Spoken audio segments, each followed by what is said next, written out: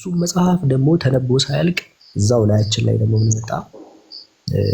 አልገደሉትም አልሰቀሉትም መጣ ጭራሽ። ያው ዛሬ ላይ እንደውም ተሰቅሏል ብሎ እያከበሩ አይደል? ይሄ መጽሐፍ ጋብዟቸው አልገደሉትም አልሰቀሉትም ተስፋ ይጉራ። እሺ ተውት፣ ቀለል ባለ ነው። ይሄ መጽሐፍ ጋብዛቸዋል በእንተ ስቅለት የሚል መጽሐፍ ነውና አልገደሉትም አልሰቀሉትም የሚል መጽሐፍ እንትን ብለውና በመጽሐፍ ብቻ ሳይሆን ዴይሊ የእሱን ጽሁፎች ማንበብ ከፈለጋችሁ በሶሻል ሚዲያዎች ያለ ቴሌግራም ፎር ኢንስታንስ ቴሌግራም ላይ ከ47,000 በላይ ሰብስክራይበሮች ያሉት እንትን አለ። እዛ ላይ ዴይሊ ካልሆነ ደግሞ በሶስት ቀን አንዳንድ ትምህርቶችን ይችላል። ከመጀመሪያው ጀምራችሁ ካነበባችሁ በቃ በጣም ብዙ እውቀት ነው የምታገኙት። አይ እንደዛ አይደለም እኔ ገብቼ ቀጥታ መማር ፈልጋለሁ ካላችሁም መማር ትችላላችሁ። እና እዛ ላይ ከ16ኛ ዙር ድረስ 7 ወር ተመራችሁ ፈተና ተፈተናችሁ ማረጋገጫ የምስክር ወረቀት ታገኛችሁ። እና ብዙ ነጥቦችን ነው እና ኡስታዝ ወሒድ ከዲዩ በዚህ ልክ በሱ መልኩ ያጠኑ አካላት ሰፋ አድርገው ነገሮችን መሟገት ይችላሉ የሚሉ አካላት ጋር ዲቤት ይወያያል። 4 ሰዓት ተኩል ነው የሚል ኮሜንት አየሁ። የኔ ችግር አይደለም የኡስታዝ ኢንትሮ ነው በቃ የሰፈው። እና አንዳንዴ ከባድ ስራ ስትሰሩ ይከብዳል። ኢንትሮ ረዘም አይደል? በቃ የኡስታዝን ስራ ላሳጥረውና በቃ ምንድነው ኡስታዝ እንግዲህ እንደዚህ ነው። አሁን እንደዘርዘርኩላችሁ ነው። ብቻ መማር ከፈለጋችሁ እንትን ማለት ትችላላችሁ። እና ኡስታዝ ዲቤት ያደርጋል። ለምሳሌ ፓስተር ኃይሉ ዮሐንስ ላይ ኢየሱስ ምንድነው በሚል ጉዳይ ላይ ዲቤቶች እንትን ሆነዋል። እና እነዚህ ናቸውና ኡስታዝ ሰላም አለይኩም ወራህመቱላሂ ወበረካቱ። ወአለይኩም ሰላም ወራህመቱላሂ ወበረካቱ። ጀዛከላ ፋሲሊቴት ስላደረከው ነገር ማለት ነው። ኢንሻአላህ ልጀምር ወይስ የምትለው ነገር አለ? ያጨረሳችሁት ነገር አለ? ያው መጀመር ትችላለህ ኡስታዝ። ያ የምትለው ነገር አለ? ምናልባት እንግዳችን እሱ ነው። ዛሬ እንግዳችን እሱ ነው። ሌሎቻችሁ አብዛኛውን የተለመደ ፊት ነው። ኡስታዝ የምትለው ነገር አለ? የተወሰነ መውሰድ ጊዜ ወስደህ እንትን ማለት ትችላለህ። ብዙ የሚያቻኩለን ነገር የለም። የተለየ አዲስ ነገር የለም ሀቢቢ። ልከታተል ነው የገባሁት። የተወሰነ ኔትወርክ እያስቸገረኝ ነው፣ ግን ኢንሻአላህ እስካለው ድረስ አለው። አብሽር ቀጥል። በቃ እሺ ኢንሻአላህ። አሰላሙ አለይኩም ወራህመቱላሂ ወበረካቱ። ያ ሙስሊሙ ነው ሙስሊማት፣ እንዲሁም ይህንን መርሃ ክብር የምትከታተሉ ክርስቲያን ታዳሚዎች ሁላችሁንም ሰላም ብያለሁ። ኢንሻአላህ የዛሬ ቶፒክ ትንቢተ ኢሳይያስ ምዕራፍ 48 ቁጥር 16 ላይ ያለው ማንነት ማን ነው? ልከውኛል የሚለው ማን ነው? ትክክለኛው የቱ ነው? ልከውኛል ነው ወይስ ልኮኛል የሚለው እናያለን። መጀመሪያ ኮንቴክስቹዋል አፕሮች እንጀምራለን። የሲያቅ የሚባለው በአረብኛ ወይም ደግሞ የአውድ ሞገት እንመለከታለን ማለት ነው። ትንቢተ ኢሳይያስ ምዕራፍ 48 ቁጥር 12 ላይ ያዕቆብ ሆይ የጠራው እስራኤል ሆይ ስማኝ፣ እኔ ነኝ፣ እኔ ፊተኛ ነኝ፣ እኔ ኋለኛ ነኝ። እጄ ምድርን መስርታለች፣ ቀኜ ሰማያትን ዘርግታለች። በጠራዋቸው ጊዜ በአንድነት ይቆማሉ። እናንተ ሁላችሁ በአንድነት ተሰብስባችሁ ስሙ። ከእነርሱ ይህን የተናገረ ማን ነው? ያህዌ የወደደውን ፈቃዱ በባቢሎን ላይ ያደርጋል፣ ክንዱን በከላዳውያን ላይ ያደርጋል። እኔ ራሴ ተናግሬአለሁ፣ እኔም ጠርቼዋለሁ፣ አምጥቼዋለሁ አለ። መንገዱም ትከናወናለች። ወደ እኔ ቅረቡ፣ ይህን ስሙ። እኔ ከጥንት ጀምሮ በስውር አልተናገርኩምና ከሆነበት ዘመን ጀምሮ እኔ በዚያ ነበርኩም። አሁንም አዶናይ ያህዌና መንፈሱ ልከውኛል ይላል አማርኛው ማለት ነው። አሁን ነጥብ ምንድነው? ኮንቴክስቱን እያየን ያለው እኔ ተናግሬአለሁ፣ እኔ ጠርቼዋለሁ፣ አምጥቼዋለሁ፣ መንገዱ ትከናወናለች የሚል አንድ የጠራው ነገር አለ። ያ አልፋና ኦሜጋ የሚባለው አንዱ አምላክ የአብርሃም የይስሐቅ የያዕቆብ አምላክ ዮዴሄ ባብሄ የሚባለው ዘጸአት 3:14 ላይ ያለው ያ አንድ አምላክ አንድ የጠራው አካል አለ። ወደ እኔ ቅረቡ አለ፣ ስሙ። እኔ ከጥንት ጀምሮ በስውር አልተናገርኩምና ከሆነበት ዘመን ጀምሮ እኔ በዚያ ያለው አለ። ማን ነው ይህንን የሚናገረው ብለን ስንል የሚናገረው አንዱ አምላክ ነው። ከዛ በኋላ ነው የሆነ ጉራማይሌ የሚባል አነጋገር ይመጣና አሁንም አዶናይ ያህዌ እና መንፈሱ አማርኛው ልከውኛል ነው የሚለው። የዕብራይስጡ ምንድን ነው የሚለው ስንል ቨአታ አዶናይ ያህዌ ማለትም አሸም ማለት ነው። ሻላሃኒ ይላል፣ ቨሩህ ይላል ማለት ነው። ምን ማለት ነው?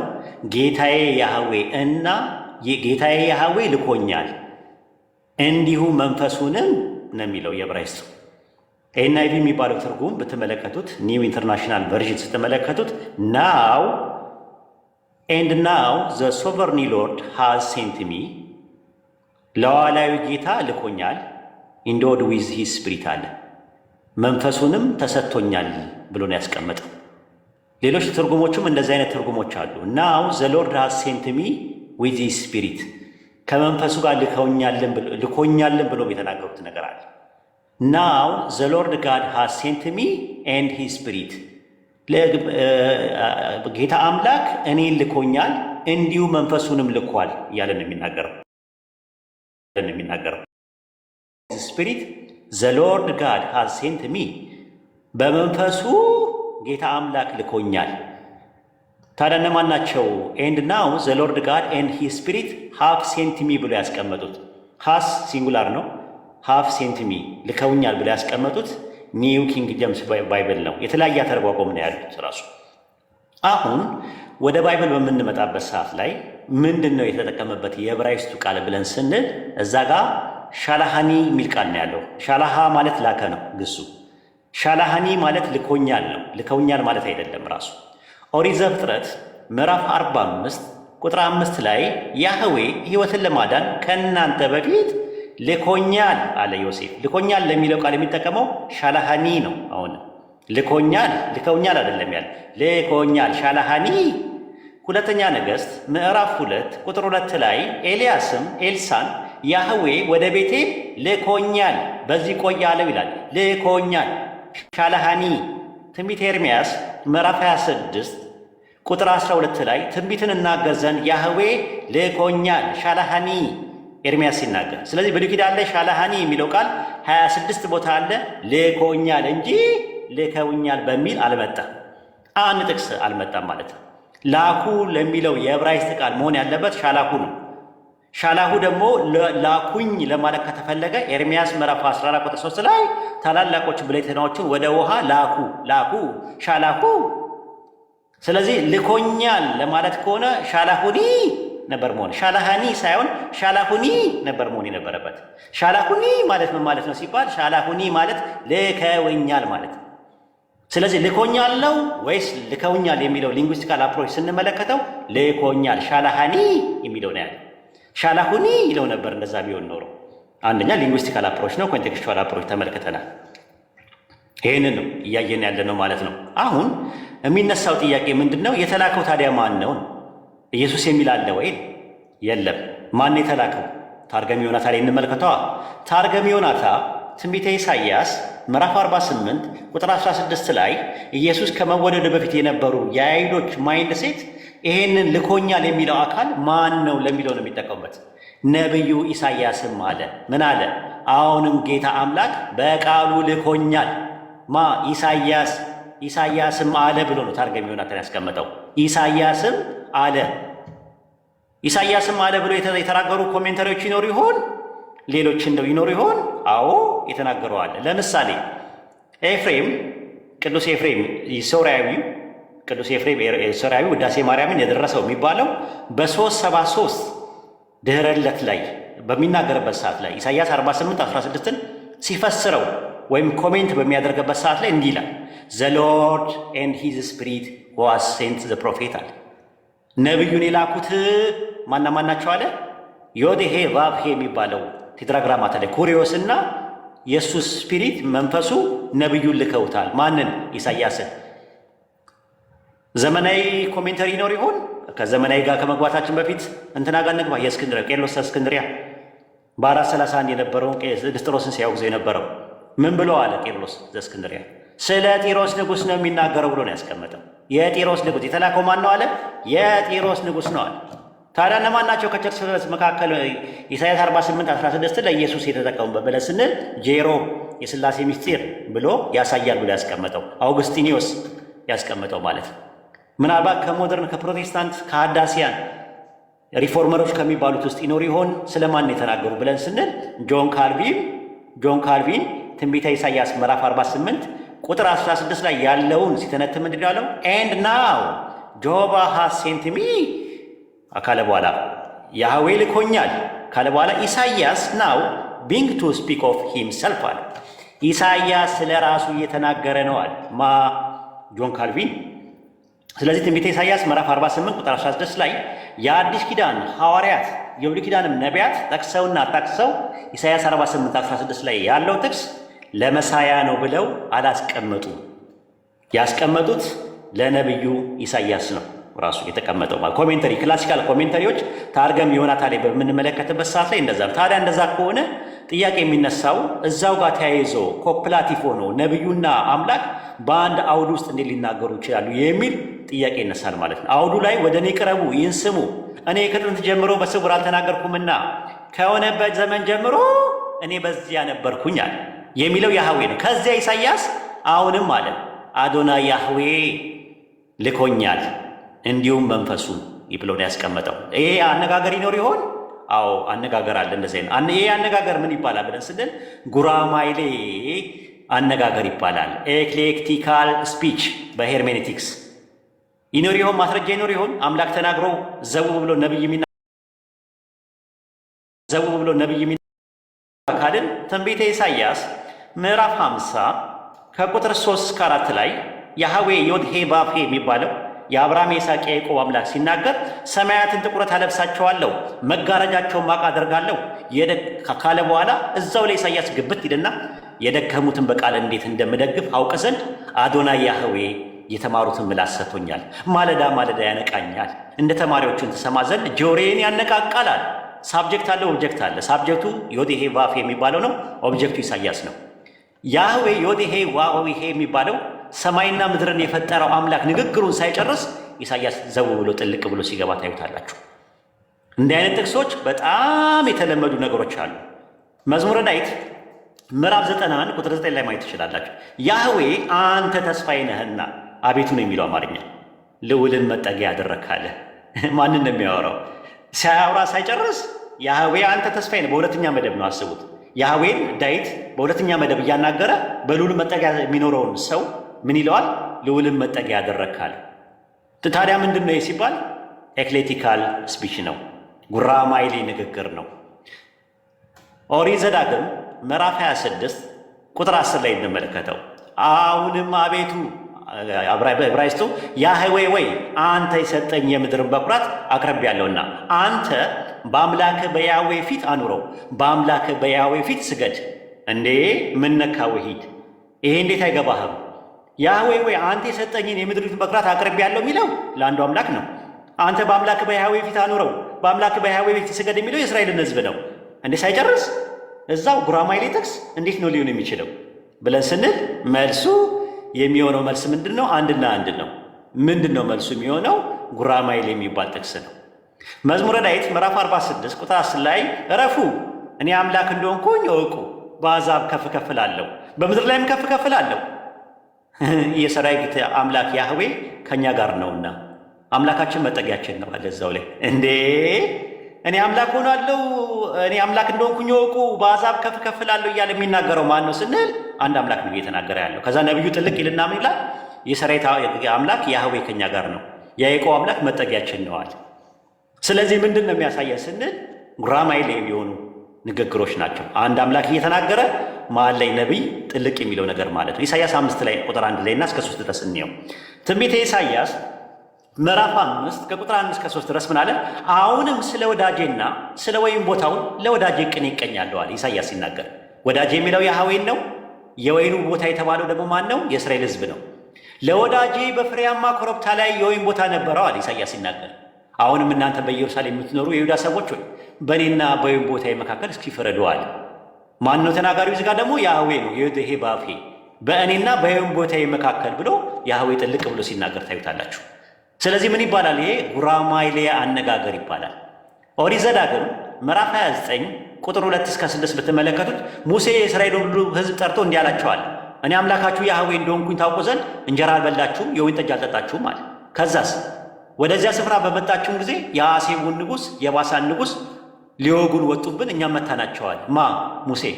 ሙሴ እየተናገረ እያለ ጥልቅ ያለው ማን ነው? የማን ንግግር ነው? እኔ አምላካችሁ ያህዌ እንደሆንኩኝ ታውቃላችኋል። ምን ይባላል? ጉራማይሌ ንግግር ይባላል ማለት ነው። ሙሴ እየተናገረ ሙሴ የእስራኤል ልጆችን ጠርቶ አላቸው እያለ የአውዱ ተናጋሪ ነቢዩ ሙሴ እንደሆነ ከተናገረ በኋላ በሙሴ ንግግር ውስጥ የያህዌ ንግግር እኔ አምላካችሁ ያህዌ እንደሆንኩኝ ታውቁ ዘንድ እንጀራ አልበላችሁም፣ የወይን ጠጅና የሚያሰክር መጠጥ አልጠጣችሁም ይላልና።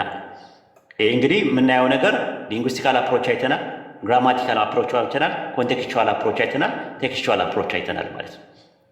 እዛው ላይ ደግሞ ሎጂካል አፕሮች አንድ እንመለከታለን። እዛው ላይ ሲናገር ምንድን ነው ያለው? ጌታዬ ያህዌና ጌታዬ ያህዌ ልኮኛል። ጌታዬ ዮድሄ ቫብሄ የሚለው አጠገብ መጀመሪያ አዶናይ የሚል ነገር አለ። አዶናይ ማለት ምን ማለት ነው ተብላችሁ በተጠየቁ አዶን ማለት ጌታ ማለት ነው። የአዶን አምፕሊቲዩድ እና መልቲቲዩድ ደግሞ አዶኒም ነው። አዶኒ ካላችሁ ጌታዬ ማለት ነው ትርጉሙ። ፖፑላሪቲ አድርጋችሁ ወይም ደግሞ የአምፕሊቲዩድ አድርጋችሁ ተጠቀሙ ደግሞ አዶናይ ማለት ራሱ ጌታዬ ማለት ነው። ስለዚህ ኢሳይያስ 48:16 ላይ ያለው አካል ጌታዬ ያህዌ ልኮኛል እያለ ነው ያለው። እውነት የሥላሴ አካላት መካከል አንደኛው አካል ለአንደኛው አካል ጌታው ነው እንደ ትምህርታችሁ ከሆነ አይደለም። ራሱ ኢሳይያስ ምዕራፍ 48 ቁጥር 16 ላይ የሚናገረው ነገር አንድና አንድ ነው። ምን ብሎ ይናገራል? ቫአታ አዶናይ ያህዌ፣ አዶናይ ያህዌ ሐሸም የሚባለው ማለት ነው። አይሁዳኖች ነቢቶች ሻራሃኒ ላከኝ ልኮኛል። ማ አዶናይ ያህዌ ጌታዬ ያህዌ። ኢሳይያስ ምዕራፍ 50 ላይም ይደግመዋል። ትንቢተ ኢሳይያስ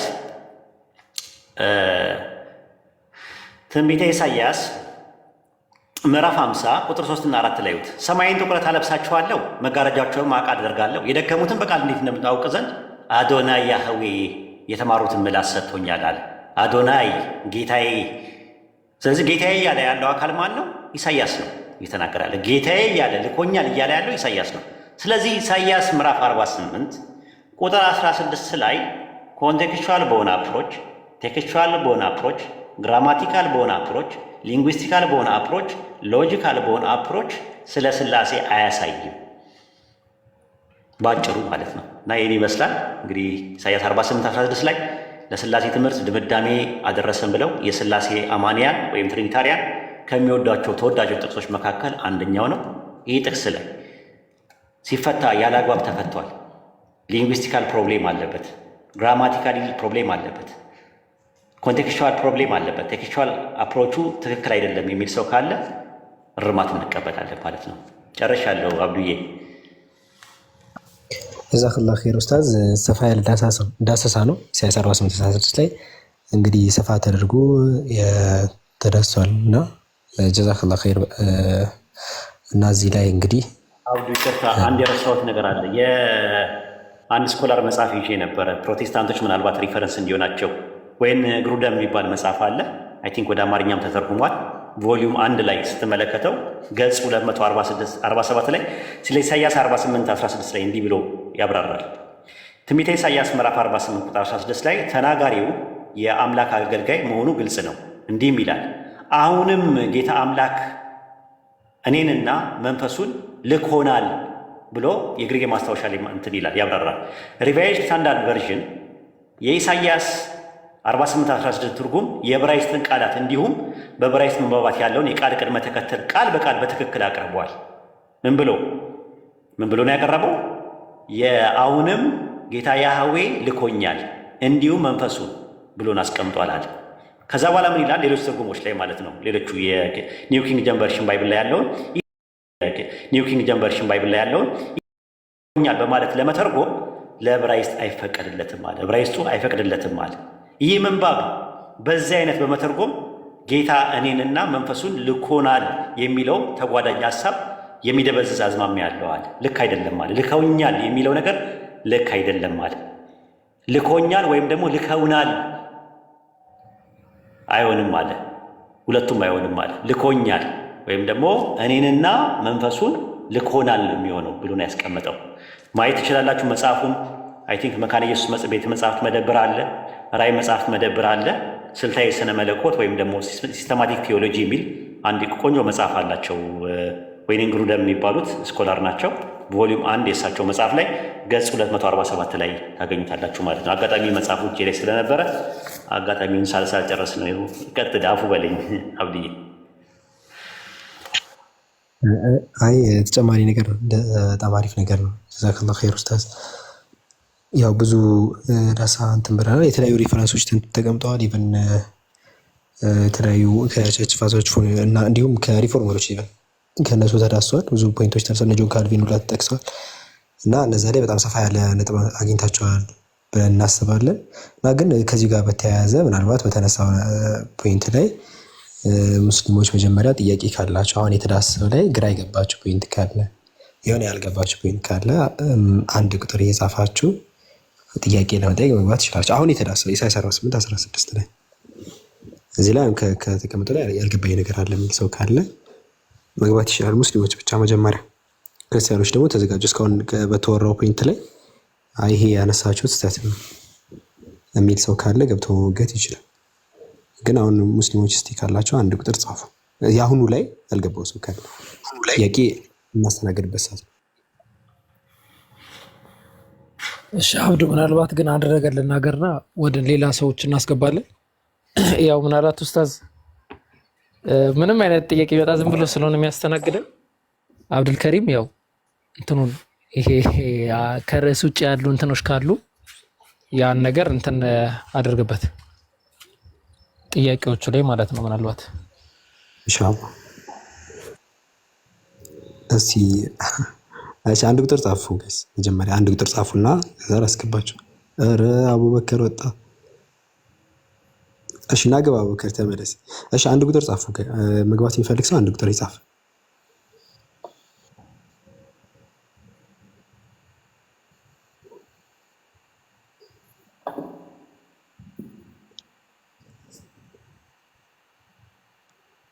እሺ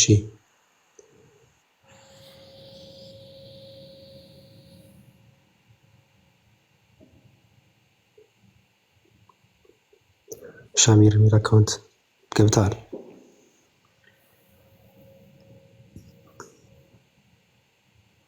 ሻሚር እሺ ራሱን አስገባ።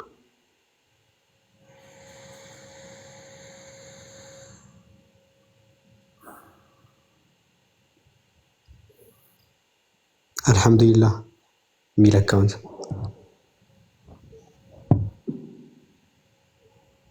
እሺ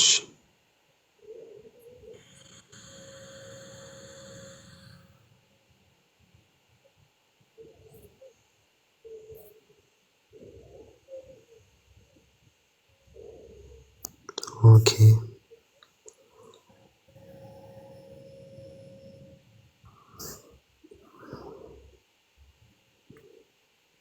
እሺ አደም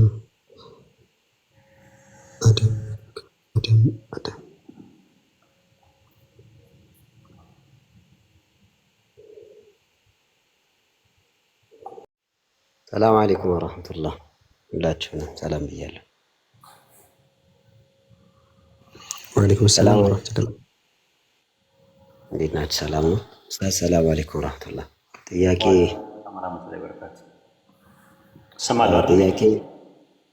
አዎ ትሰማለህ። እንትን ኡስታዝ ጉራማይሌያዊ አነጋገርን አንስታ ነበርና እንደዚህ አይነት አነጋገር ቀደምት መጽሐፎች ላይ ነው ወይስ ቁርአንም ላይ አለ? ለምሳሌ አምላክ እንደዚህ መናገሩ ለሰዎች ምን አይነት አንደርስታንዲንግ ይሰጣቸዋል? አንደኛው ይሄ ነው። ሁለተኛው ደግሞ ይሄ ጌታዬ ያህዌና መንፈሱ ልከውኛል የሚለውን ለስላሴ የሚጠቀሙ ምሁራን ምንን መሰረት አድርገው ነው? ሊንግዊስቲካልም አሁን ባነሳቸው አፕሮቾች ሁሉ ስላሴ የማያሳይ ከሆነ ምንም መሰረት አድርገው ነው ለስላሴ ድምዳሜ ያደረሳቸው የሚለው ነው። ኦኬ ጥሩ። ያው እንትኖችን ናሙናዎችን አቅርበን ነበረ። አይተው ከሆነ አላውቅም። ጥሩ ጥያቄ ነው የጠየቀው። የተለያየ ኢሳያስ 5:1-3 ትንቢተ ኢሳያስ ምዕራፍ 5:1-3 ላይ መዝሙረ ዳዊት ምዕራፍ 46 ቁጥር 10 እና 11 ላይ እንዲሁም ዘዳግም 26:10 ላይ መዝሙረ ዳዊት ምዕራፍ 91 ቁጥር 9 ላይ ኢሳያስ ምዕራፍ 50 ቁጥር 4 ላይ የመሳሰሉትን አጠቃላይ ይሄ ጉራማይሌ የሚባል ንግግር ወይም ደግሞ ኤክሌክቲካል ስፒች የሚባለው በሄርሜኔቲክስ ራሱን የቻለ ነገር አለ። በቁርአን እንደዚህ አይነት አነጋገሮች አሉ ካልከኝ ምናልባት ሙስተጢር የሚባል ነገር አለ። ሙስተጢር ማለት ልክ የግስ መደቦች ተደብቀው የሚመጡበት ሰዓት። አሁን ለምሳሌ ከተበ የሚለው የአረብኛው ቃል ጻፈ ነው። በእንግሊዝኛ ግን ከተበ የሚለው ቃል ሂሮት ነው። ሂ የሚለው የታለ ስትል ሂ በአረብኛ ሁወ የሚለው ቃል በሙስተጢር ሆኖ ነው የመጣው። እንደዚህ አይነት ነገሮች ቁርአን ላይ አሉ። አሁን ለምሳሌ ሱረቱ ሁድ ምዕራፍ 11 ቁጥር 2 ላይ እንዲህ በላቸው የሚለው በቅንፍ ነው ያለው። አላህን እንጂ ሌላ አታምልኩ፣ እኔ ለእናንተ ከእርሱ የተላኩኝ አስፈራሪና አብሳሪ ነኝ፣ አስጠንቃቂና አብሳሪ ነኝ የሚል ነገር አለ። መጀመሪያ ግን እየተናገረ ያለው አላህ ነው እየተናገረ ያለው። አሊፍ ላም ሚም አንቀጾቹ በጥንቃቄ የተሳኩ አዋቂ ከሆነ ዘንድ የተወረደ ነው ምናምን ብሎ የረሱል ሰለላሁ ዐለይሂ ወሰለም ሂዱ በል የሚለው ቁል የሚለው በውስጠ ታዋቂነት ኖሮ እንደዚህ የሚመጣበት ነገር ነው ቁርአን ላይ ያለው እንጂ ኤክሌክቲካል ወይም ደግሞ የሆነ ስሪ ስትሮታይፕ የሚባል 3 አይነት የአነጋገር እንትኖች አሉ። ባይበል ላይ የሚባሉ አሉ። የአምላክ ንግግር አለ፣ የነቢይ ንግግር አለ፣ የታሪክ ጸሐፊዎች ንግግር አለ የሚል ነገር ቁርአን ላይ የለም። ቁርአን ሙሉ ለሙሉ ያለ ንግግር ነው ያለው። ረሱል ሰለላሁ ዐለይሂ ወሰለምን እኔ ሰው ነኝ፣ እኔ አስጠንቃቂ ነኝ በል ነው የሚላቸው አለ። ቁል አንዳንዴ ደግሞ በውስጠ ታዋቂነት ቁል የሚለው ወይም ቁሉ የሚለው ነገር አለ። በዚህ መልኩ ነው የተቀመጠው። ሌላው እንዳልኩ ነው የትንቢተ ኢሳይያስ ምዕራፍ 48:16 ላይ ያለውን መንፈስ ቅዱስ ስለተገለጸ አብ ስለተገለጸ ከዛም ባሻገር ደግሞ እዛ ጋር ተልኮ የተላከ ነገር ስላለ ሶስተኛውን አካል ወደ ወልድ አስጠጉት ማለት ነው። ከላይ ኮንቴክስቱ የሚያወራው ደግሞ ተናጋሪ የሚመስለው አንዱ አምላክ እየተናገረ ስለሆነ አንዱ አምላክ ሁለት አካላቶቹ ላኩት ወደሚለው ትምህርት ድምዳሜ ላይ ደርሰዋል ማለት ነው። እና ይህንን ታሳቢና ዋቢ ባደረገ መልኩ ለትሪኒቲ ትምህርት ድምዳሜ ላይ ያደርሰናል ብሎ የጀመሩት እና አውግስጢኖስ ናቸው፣ ጄሮም ናቸው ያስቀመጡት። ከዛ በፊት የነበሩት አፖስቶሊክ ፋዘርስ ወይም ሐዋርያንን አበው የሚባሉት በዚህ ዙሪያ ላይ ምን እንዳሉ በጣም ፈልጌያለሁ፣ አላገኘውም ምንም ነገር። በተረፈ ሐዋርያትም ነቢያትም ኢሳይያስ 48:16ን ለትሪኒቲ ጥቅስ ብለው ማስረጃም መረጃም አድርገው አልተጠቀሙ። ይህን ይመስላል። ኸይር መርሐባ።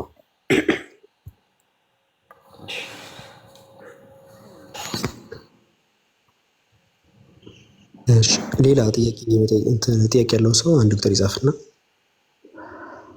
ማሽ ከስቴ ላካችሁ ካላችሁ አቡ ዛኪር ገብተዋል።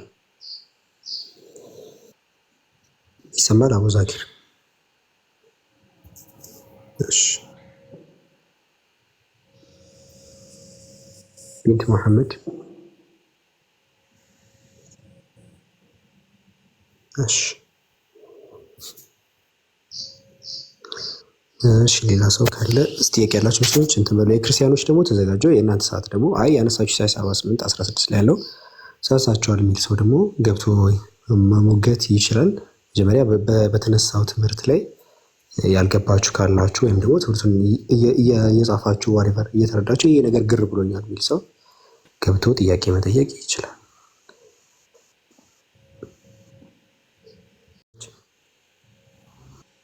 ዜድኤን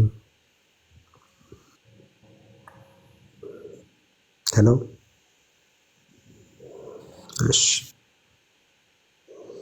ኔትወርኩም ብያለው ነው እየተሽከረከረ ነበረ። ኦኬ እኔ ጋር የገባ ነው ይመስለኝ። አብሽር መግባት ከፈለገ ድጋሚ ማለት ይችላል።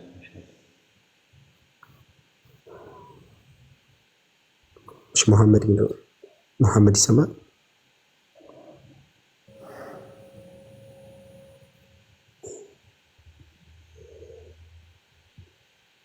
እሺ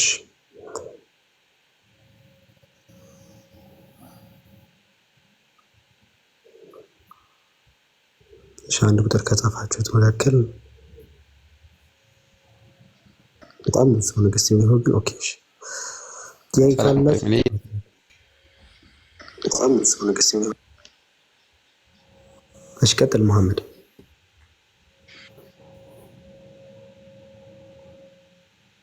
አይ ተማሪ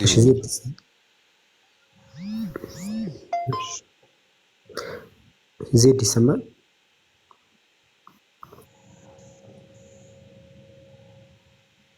አልጨረሰም ፕሮሰሱን። ዜድ የሚለው ኦኬ የተሽከረከረ ነው። ጠብቀው፣ ሌላ ሰው እስከዛ አስገቡ። እሱ እስከሚስተካከልለት ድረስ አንድ ቦታ ለጥረፍ።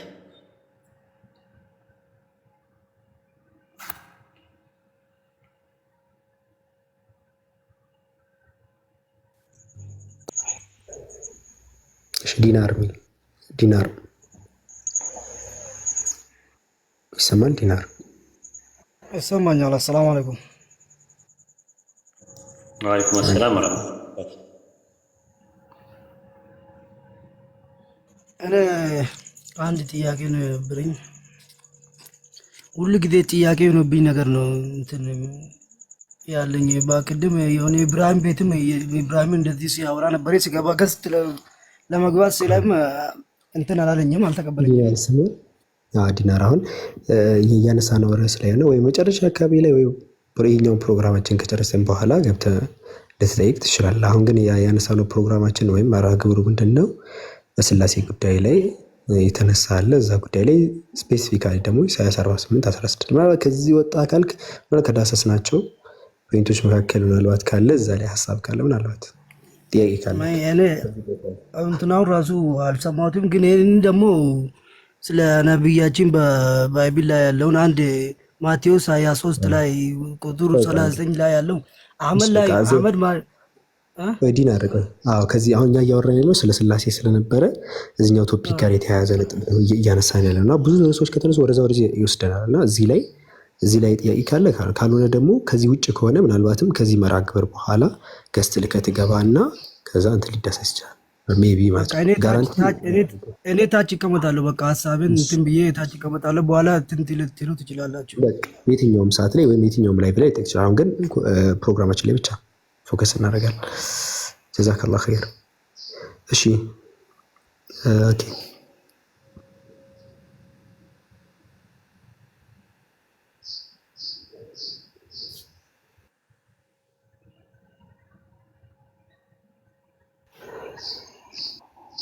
እውነትን ፈልጉ የሚል አካውንት እየተሽከረከረ ነው። ኦኬ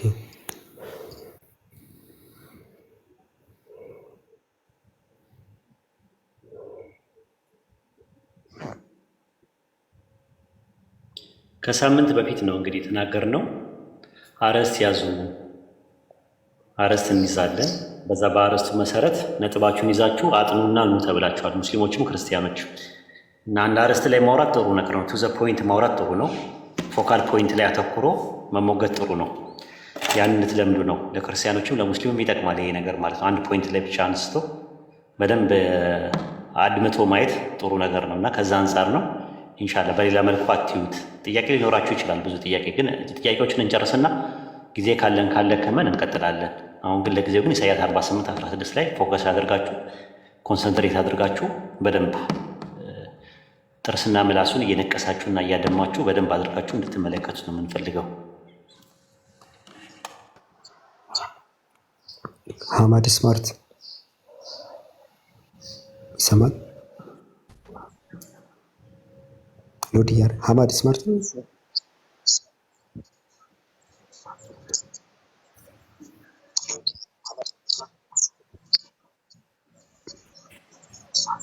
አይ ኔትወርክ እያስቸገረ። ሰላም አለይኩም።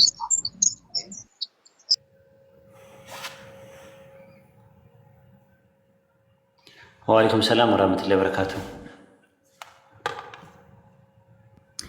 ይሰማል ኡስታዝ? የአሁኑ ጥያቄ አልገባኝም፣ ልታብራራልኝ ነበረ። ማን ጠይቆ ነው ጥያቄውን ማብራራ? ልጁ ጌታና የሆነ ልከውኛለሁ የሚለው ማለት ነው። ጥቅሱን አጥቼው ነው፣ ይቅርታ። ድምፁ ሳስተምር እስካሁን አልነበርሽ? ሙሉን ሳስተምር አረ ሰምቻለሁ፣ ቀድቻለሁ፣ ግን እሱ ጋር ስላልገባኝ ነው። ያልገባሽ ምን እንዳልገባሽ እኮ እኔም አልገባኝም። ለዛ ነው እኮ ልከውኛል ሲል እዚህ ጋር ሁለት ናቸውና መንፈሱና ጌታ ሲል ነጣጥሎት አለ። ይሄን ያልገባኝ ልከውኛል ወይስ ልከውኛል የሚል አርዕስት ይዘን የዕብራይስጡ ሻላሃኒ ነው የሚለው፣ ሻላሁኒ አይደለም የሚለው። ሻላሃኒ ማለት ልከውኛል ማለት ነው ስንል አልሰማሽንም?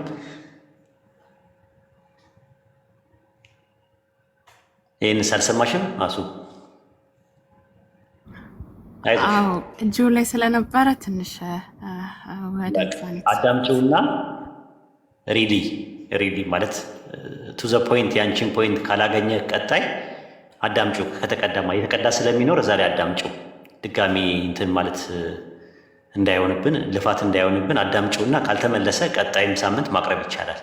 በነገራችን ላይ አንድ ቶፒክ ተነስቶ ያ ቶፒክ ላይ አልጣመኝም ወይም ደግሞ ውስጤ እንትን አላለውም አልተዋጠልኝም የሚል ሰው ካለ ድጋሚ መድገም ይችላል። ያንን ፖይንት እዛ ፖይንት ላይ ብቻ በተማረው ኦዲዮን ሳያዳምጥ ምንም ሳያዳምጥ ግን እንዲያው ሾላ በድፍኑ ይሄንን ነው ማለት ሱሪ ባንገት ማስገባት ነው። ያ ደግሞ አይሆንም፣ እግር ራስን ስለማያክ ማለት ነው። እና ከዛ አንጻር ይኸው ኢንሻአላህ አዳምጪውና ከእንደገና ሙሉ እዛ ላይ ስላለ እንደዛ ነው የጥያቄው መልስ። እክል ካጋጠመሽ ዳጎስ ያለ መልስ ሰጥቻለሁ ማለት ነው ኢንሻአላህ። እሺ ኡስታዝ። ሰላም አለይኩም ወራህመቱላህ ኡስታዝ። ወአለይኩም ሰላም ወራህመቱላሂ ወበረካቱ።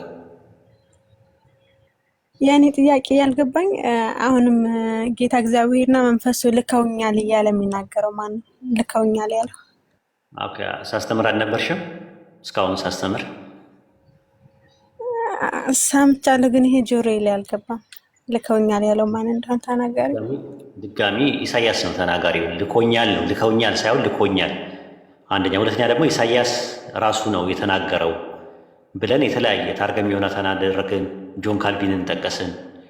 ከቸርች ፋዘርስ መካከል ኤፍሬም የሶሪያዊ ኤፍሬም በ373 ላይ ውዳሴ ማርያምን የደረሰው ማለት ነው። ትንቢተ ኢሳያስ ምዕራፍ 48 ቁጥር 16ን ባብራራበት እንትን የሚናገረው ስለ ነቢዩ ነው ብሎ ነው ያስቀመጠው። በተመሳሳይም ሌሎቹም እንደዛ ማለት ነው።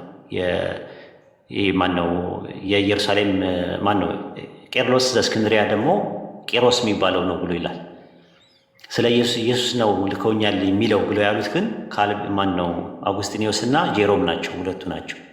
በተረፈ ሌሎቹ ክላሲካል የነበሩ እነ ዮስጦስ ሰማዕቱ፣ ጀስቲን ማርቲርስ የመሳሰሉት እነ ሌሎቹ እነ አግናጢዮስ እነ ምንድን ነው የሮሙ ክሌመንት ወይም ደግሞ ቀለሜንጦስ የሚባለው እነ ቱርቱሊያ እነ ምናምን ነገር የእስክንድሪያው ክሌመንት ምናምን የሚመሳሰሉት ምን እንዳሉት መረጃ እስካሁን ድረስ አላገኘውም።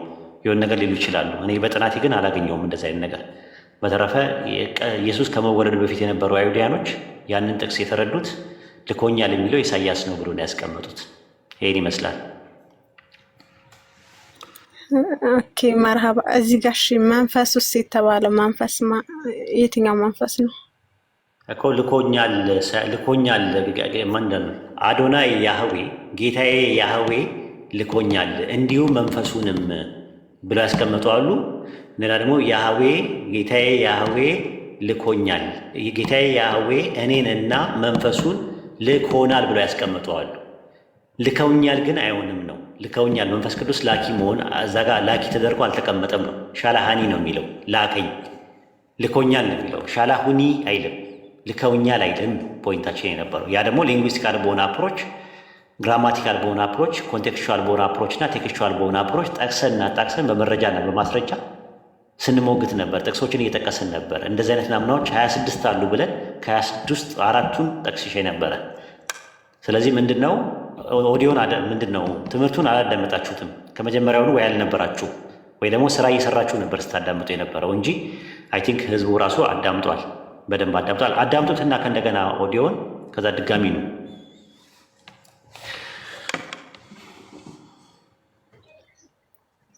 እሺ መርሃባ ጀዛከላ። ሰላም አለይኩም ወራህመቱላሂ ወበረካቱ። ወአለይኩም ሰላም ወራህመቱላሂ ወበረካቱ። ሰላም ኡስታዝ፣ እንዴት ነህ? ሰላም ነኝ ያለው አልሐምዱሊላህ። ድምፅን ከፍ አድርገው። አቡል ቡኻሪ ነኝ። ችግር የለም። አንድ ጥያቄ፣ አጠር ያለ ጥያቄ። አሁን ከትሪኒቲ ጋር የተያዘ ስለሆነ እንደሚታወቀው ያው ሁሉም የክርስቲያኒቲ ክፍል ባይሆንም በትሪኒቲ የሚያምኑት ብዙዎቹ በስላሴ ያምናሉ እና የእምነት መሰረታቸውም ሶስት አንድም ሶስትም ሶስትም አንድም የሚል ነው እና ከኢሳ ዓለይሂ ሰላም መላክ በፊት ወይም እነሱ ኢየሱስ ከሚሉት በፊት በእንደዚህ አይነት መልኩ እምነትን የገነባ አለ። ለምሳሌ አሁን ላይ ብዙ ጊዜ ሲያወሩም ሲያስተምሩም እንደምንሰማው ሲባርኩ ምንም ሲሉም በስመ አብ በወልድ በመንፈስ ቅዱስ ነው የሚሉት። ይህንን አይነት አስተምሮ የሰጠ አለ። ብዙ ጊዜ አሁን ስለ እስልምና ሲያነሱ እስልምና ከነቢዩ ሰለላሁ ዐለይሂ ወሰለም በኋላ እንደመጣ አድርገው ለማሳየት ይሞክሩና ከዛ በኋላ ትሪኒቲ የሚለውን ኮንሰፕት እንደነበረ ያደርጋሉ። እና ስላሴ አሁን ስለ ወልድ ያስተማራል። አሁን ለምሳሌ ስለ ወልድ ያስተማረ፣ ስለ መንፈስ ቅዱስ ሶስቱን ትሪኒቲን አስተምሮ ያለፈ ነብይ ያለ መጥቀስ ይችላሉ? ይሄንን የሚል ነገር ነው። ባይብል ስለ አብ ስለ ወልድና ስለ መንፈስ ቅዱስ ይናገራል፣ ባይብል ላይ ማለት ነው ስትመለከተው። ነገር ግን አብ ወልድ መንፈስ ቅዱስ የአንዱ አምላክ ሶስት አካላት ናቸው፣ ወይም ደግሞ አንዱ አምላክ ሶስት አካላት አለው፣ ወይም ደግሞ አብ ወልድ መንፈስ ቅዱስ አንድ አምላክ ናቸው የሚል የለም ባይብል ላይ። ትሪኒቲ ማለት ስላሴ ነው። ቃሉ ባይብል ላይ የለም አለ ብለን አንሞግትም። ለምን? ስትሮማን ፋላሲ ነው፣ ቁልምማዊ ጸጽ ነው የሚሆነው። ቃሉ ባይብል ላይ አለ የለ ብለው እነሱም አይከራከሩ፣ እንደሌለም ያውቁታል። ግን ሀሳቡ አለ ነው። ቃሉ የወከለው ሀሳብ ባይብል ላይ አለ ነው የሚሉት። ምንድን ነው ሀሳቡ ሲባል አንድ አምላክ ሶስት አካላት አሉት። ዜር ኢዝ ኦንሊ ዋን ጋድ፣ አንድ አምላክ አለ በሶስት አካላት ተገለጠ ብለው ያምናሉ። ማኒፌስት ያደረገው በሶስት አካላት ነው። እንደዛ የሚል ነገር የለም። አንድ አምላክ ሶስት አካል አለው የሚል የለም። ወይም ደግሞ አንድ አምላክ በሶስት አካል ተገለጠ፣ ወይም ደግሞ ሶስቱ አካላት አብ ወልድ መንፈስ ቅዱስ አንድ አምላክ ናቸው የሚል ባይብል ላይ የለም። ብሉይ ኪዳን ላይ መሲህ ከመምጣቱ በፊት መሲህ የሚል ቃል አለ። መሲህ ወደፊት እንደሚመጣ መዝሙረ ዳዊት ምዕራፍ 2 ቁጥር 1 ላይ። ያኔ ግን በመሲህነት ደረጃ አልነበረም። ለምን? መሲህ ሆኖ የተቀባው ሐዋርያት ሥራ 10:38 ላይ የናዝሬቱ ኢየሱስ የተቀባው ሲጠመቅ ነው። በመንፈስ ቅዱስና በኃይል ቀባው የሚለው ልጅ የሚል ቃል ብሉይ ኪዳን ላይ ስለ ወልድ በፕሮፌሲ ደረጃ ሊኖር ይችላል። መዝሙረ ዳዊት ማን ነው? መጽሐፈ ምሳሌ ምዕራፍ 30 ቁጥር 4 ላይ ይህን ታውቅ ዘንድ ስሙ ማን ነው ይላል። ዮዴሄ ባብሄ፣ የልጁ ስም ማን ነው? ኢየሱስ። ትንቢት ነው። ያኔ ልጅ ነበረ ማለት አይደለም። ልክ መሲሁ መሲሁ ሆኖ እንዳልነበረ ሁሉ ልጅም ልጅ ሆኖ አልነበረም። ሉቃስ ወንጌል ምዕራፍ 1 ቁጥር 35 ላይ መንፈስ ቅዱስ በአንቺ ላይ ይመጣል፣ የልዑል ኃይልም ይጸልሻል፣ ከአንቺ የሚወለደው ቅዱስ የአምላክ ልጅ ይባላል። ከአንቺ የሚሆነው ጌኖማይ፣ ግሪከኛው ጌኖማይ ማለት የሚሆን፣ ከአንቺ የሚሆን ድንግል ማርያም ማህፀን ውስጥ ፕሮሰስ አድርጎ ኬሚካል ሪያክሽን እና ሜካኒካል ፈንክሽን ያደረገው ያ ምን ይባላል? የአምላክ ልጅ ይባላል። ምን ማለት ነው የአምላክ ልጅ ሲባል?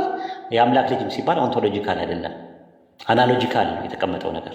እንዴት ብለን ስንል ሁለተኛ ሳሙኤል ምዕራፍ 7 ቁጥር 12 እና 14 ላይ አንተ በአንቀላፋ ጊዜ ከጉልበት የሚወጣ ከወደ የሚወጣ ፍሬ ዘርን አስነሳለሁ አለ። ዘር ምንድን ነው? ኦንቶሎጂካል አምላክ ነው እንዴ? አይደለም። ዮሐንስ ወንጌል 4:24 ላይ እግዚአብሔር መንፈስ ነው ብሎ ነው ያስቀመጠው። መለኮት ነው። ያ መለኮት የማይዳይ የማይጨበጥ ረቂቅና ምጡቅ የሆነው እዚህ ጋር ያለውን ነገር ምን አለው? እኔ አባት ሆነዋለሁ እርሱም ልጅ ሆነኛል አለ። ለማ? ለዘሩ። ዘሩ ምንድን ነው? ጄኔቲካል ነው። የማዕፀኗ የድንግል ማርያም ማዕፀኗ ፍሬ ነው። ስለዚህ ከዛ አንጻር ነው ያንን አናሎጂካል ተርሞ ነው የጠቀመው። የሉቃስ ወንጌል ምዕራፍ 3 ቁጥር 38 ላይ አዳም የአምላክ ልጅ ነው ተብሏል። ምን ማለት ነው የአምላክ ልጅ ሲባል? ያለ እናት ያለ አባት የፈጠረው ነው ማለት ነው። ኢዮብ ምዕራፍ 38 ቁጥር 7 ላይ መላእክት የእግዚአብሔር ልጆች ተብለዋል። ምን ማለት ነው የእግዚአብሔር ልጆች ሲባል? ኦንቶሎጂካል አይደለም፣ አናሎጂካል ነው። ያለ እናት ያለ አባት የፈጠራቸው ማለት ነው። ስለ ኢየሱስ ምን ለማለት ይቻላል ስንል ገላትያ ምዕራፍ 4 ቁጥር 4 ላይ የዘመኑ ፍጻሜ በደረሰ ጊዜ እግዚአብሔር ከሴት የተወለደውን ከሴት የሆነውን ልጁን ላከ ነው የሚለው። የአንድ አምላክ ያንን መሳያን ላከው። ስለዚህ አናሎጂካል ተርም ሆኖ ነው ልጅ የሚለው የመጣው ማለት ነው። ዮሐንስ ወንጌል ምዕራፍ 3 ቁጥር 16 ላይ በእርሱ የሚያምን ሁሉ የዘላለም ሕይወት እንዲኖረው እንጂ እንዳይጠፋ አምላክ አንድያ ልጁን እስከ ድረስ ዓለም እንዲወዳልና ዓለም በልጁ እንዲድን እንጂ በዓለም ላይ እንዲፈርድ አላከውምና በልጁ የሚያምን አይፈረድበትም። በማያምን ግን በአንዱ በልዑል አምላክ ልጅ ስላላመነ ተፈርዶበታል። ብርሃን ወደ ዓለም መጣ፣ ሰዎች ስራቸው ክፉ ነውና ከብርሃን ይልቅ ጨለማ ስለወደዱ ፍርዱ ይሄ ነው ብሎ ነው ያስቀመጠ። ስለዚህ ልጅ የሚለው ነገር ኦንቶሎጂካል ተርም ሳይሆን አናሎጂካል ተርም ነው፣ ፈንክሽናል ተርም ነው። ከዛ አንጻር ነው ኡስታዝ። ሹክራን ኡስታዝ፣ ሹክራን፣ አመሰግናለሁ። ጀዛከላሁ ኸይር። ወያከላ። ሰላም አለይኩም። ወይን እናስተናግደው። ወአለይኩም ሰላም ወራህመቱላህ። ወአለይኩም ሰላም ወራህመቱላሂ ወበረካቱ። ኡስታዝ እንዴት ነህ? ሰላም ነኝ ያለው አልሐምዱሊላህ። የኔ ጥያቄ ከርሱ እንዳልወጣ ስላሴ መቼ ነው የጀመረው ወይም ደግሞ በምንድን ነው የጀመረው? ለምንስ ነው የጀመሩት የሚል ነው። አጠር አድርገህ ትንሽ አስረዳኝ። ኧረ ቆይ አይደለም፣ ቆይ እንደዛ ሳይሆን አሁን እያወራን ያለነው እንትን ነው። ይሄ ስለ ስላሴ ይደግፋሉ ተብሎ የተነሱ ነጥቦችን አንድ ባንድ እያነሳን ነውና ዛሬ ላይ ኢሳይያስ 48:16 ነው። አትሊስት ምናልባት ከዚህ ባለፉት ሳምንታት ያነሳናቸውን እነዛ ላይ ምናልባት ቢሆን ተንሸራቱ እንኳን ቢሆን ወደዛ እንጂ ከዚህኛው ከቶፒክ ውጭ እንዳይሆን እና እኔ እንዴት በኋላ ላይ ይጠይቃል። ኢንሻላህ ኢሳይያስ 48:16 ስንጨርስ በደንብ የተብላላ የፋፋና የዳበረ ሙግት እንዲኖረን ነው። እሺ በዛ ተረዳን። ስንጨርስ በኋላ ላይ መጠየቅ ትችላለህ ማለት ነው። እኔ እንኳን አንጀት አይችልም ታውቃለህ። ደግነቴ ደግሞ መሬት ላይ ስለማይነጥፍ ያው አልጨክንብህም ነበረ። ነገር ግን የቤቱ ህግና አይ ቲንክ የፕሮግራሙ ህግ ስለሆነ ከዛ አንጻር በዛ መልክና ልክ ተረዳን። እሺ ችግር የለውም። እሱማ ገብቶኛል። በቃ ጀዛኩሙላህ ኸይር። እሺ ኡስታዝ ወደ ክርስቲያኖች እንዞር እንዴ? አስገባቸው፣ እነሱን አስገባቸውና ኢሳይያስ 48:16 ላይ ይሞግቱን፣ አዳዲስ ነገር እንማር ከነሱ። ስለዚህ ክርስቲያኖች ካላቸው አንድ ቁጥር ጻፉና ስማችሁን ለማየት እንዲረዳ አንድ ቁጥር ጻፉ። ክርስቲያኖች ብቻ የሥላሴ አማንያን አንድ ቁጥር ጻፉ። የሥላሴ አማንያን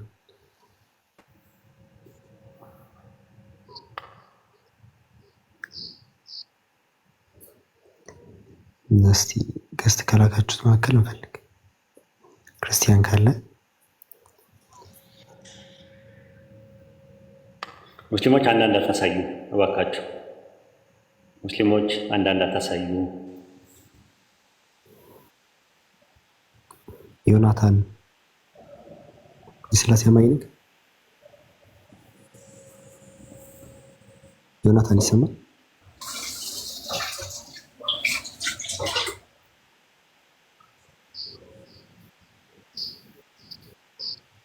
ዮናታን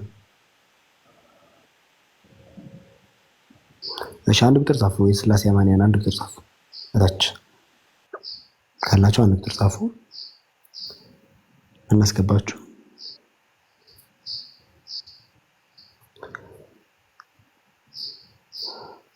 ኦኬ፣ እስቲ ከተላከ ምናልባት የላካችሁ ካላችሁ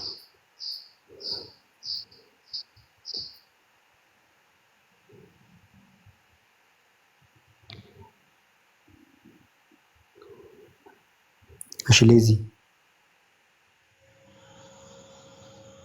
ሄሎ ይሰማል? ኤቢሊዝ ስምን መልአክ ያወጣዋል። እሺ ይሰማሃል? እሺ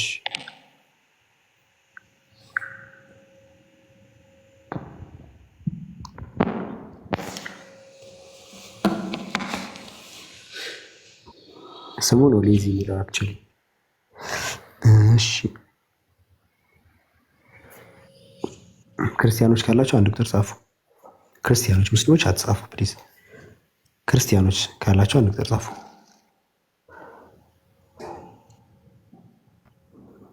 አብዱ መልካም ሀሳብን አስገባው። ገስት አጣሁት እምቢ አለኝ መሳብ። እሺ ክርስቲያኖች ካላችሁ አንድ ቁጥር ጻፉ። ምናልባት ከዚህ ቀደም ከዳሰስ ነው ከሆነ ምናልባት ከዚህ ቀደም ከዳሰስ ናቸው ከኢሳይያስ መጽሐፍቶች በፊት ያለ ከላይ ካሉት ላይ ዳሰስ ናቸው አሉ እና እነዛም ላይ ከኋላ ማለት የምታነሱት ካለ እሺ እነሱም ላይ አንስታችሁ እንደዚህ ሰፋ እናድርገውና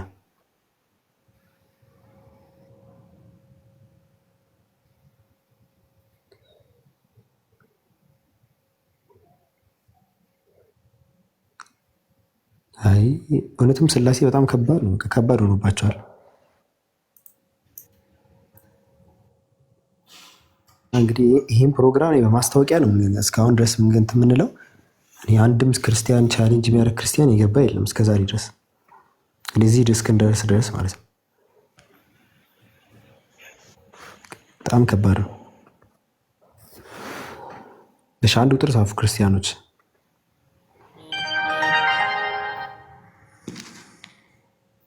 አብዱልከሪም የሚገባ ሰው ካለ እኔ ታችሁኝ ያዳምጣለሁ። ልታስወጣኝ ትችላለህ። ሹክራን። ዱከም ገብቷል።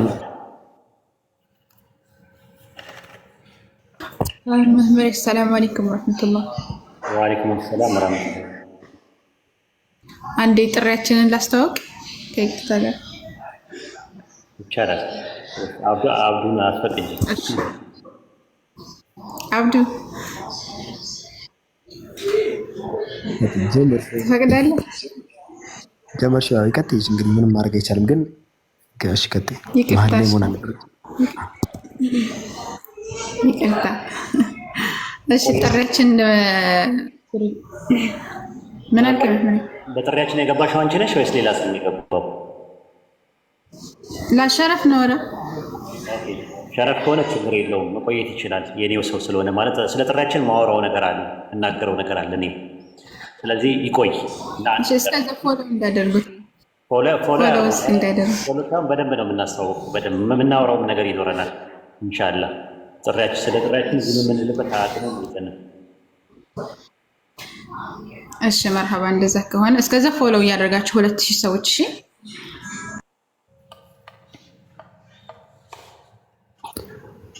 አረ ሚስጥረ ስላሴ አማንያን ተው። የስላሴ አማንያን እስቲ ካላችሁ አንድ ቁጥር ጻፉ። እሺ ሳሚ የሚል አካውንት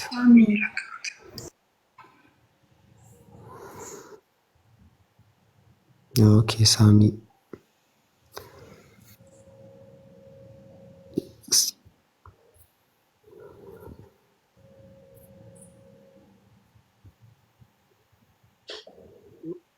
ወይዴ ሰላም አላችሁ? እንዴት ነህ ፓስተር ቡከን? ሰላም ነው ፓስተራችን? ኧረ ተው በእናትህ ይተርቡኛል። ሰላም ነው ያለው። ሰላም ነው ሁሉ ሰላም አለ ይመስገን። ማሻአላህ። ጥያቄ ያለ በትሪኒቲ ነገር ያዛል። ትሪኒቲ ቆየ እኮ ከሞተ ከኔ ውስጥ ከሞተ ቆይቷል። እና የግል ጥያቄ ነው ያለኝ። በእናትህ ባለፈውም ሌላ ጊዜ ጠይቃለሁ ምናምን ብዬ ነው ያለው። ሰላም ብለኝ ወጣ። ኦኬ ስለዚህ ፕሮግራሙ ይለቅና አትቸግርም ብዬ እንዳትወጣ በኋላ ላይ ሲያልቅ ጠይቀናል ኢንሻአላህ።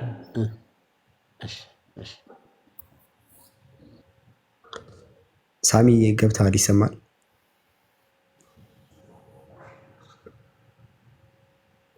ሳሚ ሰላም ለእናንተ ይሁን። እንዴት ናችሁ ሁላችሁንም? ኡስታዝ ዋሂድ ኡመር ደህና ነህ? እንደምን ነህ? ሳሚዬ እንዴት ነህ? ሰላም ነው ወይ? እኔ ደህና ነኝ። ጠፋህ በእናትህ ንፍቅ አልከኝ። ጠፋክ። ደህና ነህ? ምን ላድርግ ብለህ ነው? የሰው አይን እኮ አስቸገረኝና ከዛ ጠፋው ማለት ነው። እንኳን በአይነ ስጋ አገናኘን አላህ። እውነት ነው፣ ትክክል። እንደ የሰው አይን ትፈራለህ እንዴ? እንዳትፈራ። ምን ላድርግ? እግዚአብሔር ካንተ ጋር ከሆነ ማንም ምንም ሊያመጣ አይችልም። ማንም እንትን ሊል አይችልም። አይዞህ በርታ። ያርግልኝ። ሰላም ነው? እንደምኞት ያርግልኝ። እሺ ሰላም ነኝ ያለው ኡስታዝ ከዚህ በፊትም ጥያቄ ጠይቄ አጥጋቢ መልስ አልሰጠህኝም። በመዝሙረ ዳዊት 47 ቁጥር 4 ላይ በመለከት ድምፅ አረገ ምናምን የሚለውን ነው የፈለከው? አዎ ትክክል። በቃ ፕሮግራሙ ይለቅና አንድ የስላሴ ጉዳይ ይለቅና ክራይስቶሎጂ ነው የጠየቅከው፣ ነገረ ክርስቶስ ስለሆነ የጠየቅከው ከነገረ ክርስቶስ ጋር እያይዤ እመልስልሃለሁ። አብሽር ብቻ ትዕግስቱ ኖሮ ፕሮግራሙ እስኪያልቅ ድረስ። ኧረ ኡስታዝ ችግር የለም እንዴ ማይሽ እማዬ እኛ በዘራችን አንቺ ተብለን አናውቅም እኮ አንተ። እሺ ቀጥል አብዱዬ። ስላሴ እንግዲህ እስካላችሁ አንድ ቁጥር ጻፉ ጋይስ። የስላሴ አማንያን ኢሳይያስ 48:16 እና ከዛ በፊት ያሉ ስላሴን ያሳይልናል የምትሉት ጥቅስ ካለ ማንሳት ትችላላችሁ። ነው ሰፋ አደረግን ያ ከዳሰስናቸው ነጥቦች አንድ ቁጥር መጻፍ ትችላላችሁ።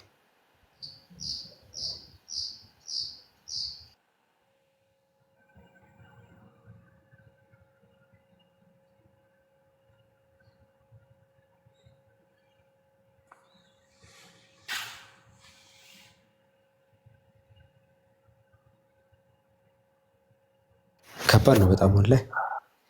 እንዴ በየሳምንቱ ልመና ውስጥ እንግባ እንዴ?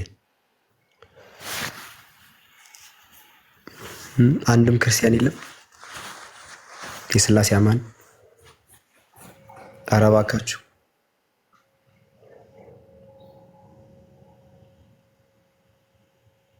ለቦታ ታስቡ። ሙሉ ህዝብ ይወርድና ትገባላችሁ። አንድ ቁጥር ጻፉ ብቻ።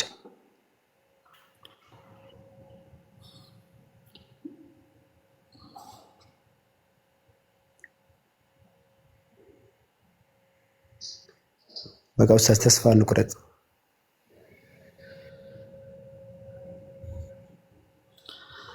ኦኬ በቃ እንደዛ ከሆነ ጀነራል ጥያቄ እናስተናግዳለን።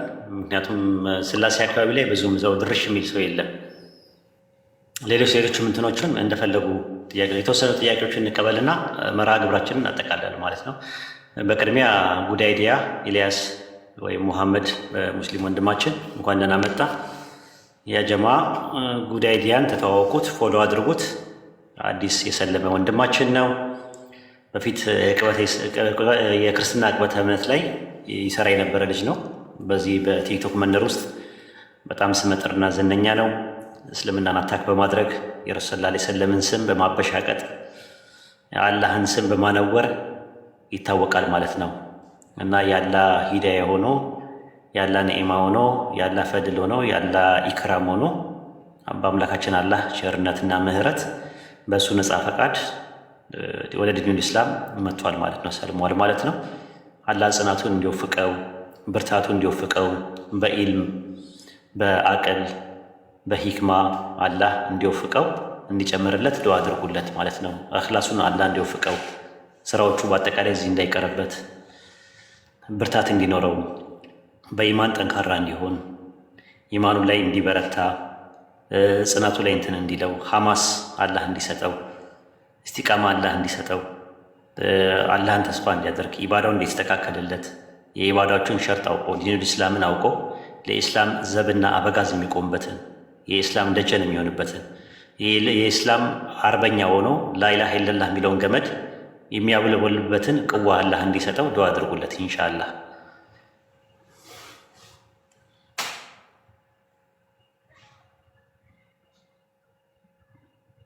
ጉዳይ ላይ መናገር የምትፈልገው ነገር ካለ መድረኩ ክፍት ነው። እሺ አቢቢ።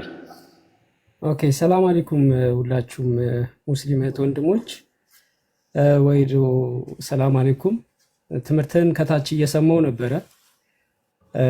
ኢሳያስ 48:16ን የጠቀስከውን ክፍል እየተከታተልኩ ነበረ እና እንደውም ትርጓሜዎችን ሁሉ እየተመለከትኩ ነበረ። የአይሁድ ትርጓሜዎች ምን ይላሉ፣ የክርስትና ትርጓሜዎቹ ምን ይላሉ የሚለውን ሁላ እያየውኝ በጣም እየገረመኝ ነበረ እና እንደውም አንተ ያመጣቸው ኮሜንተሪዎች አሉ። እንደገና ደግሞ እኔ በፊት የተማርኩትም አስተምሮቶች የኦርቶዶክስ ትርጓሜዎች ነበሩና እነሱን እያየው በጣም ገረመኝ።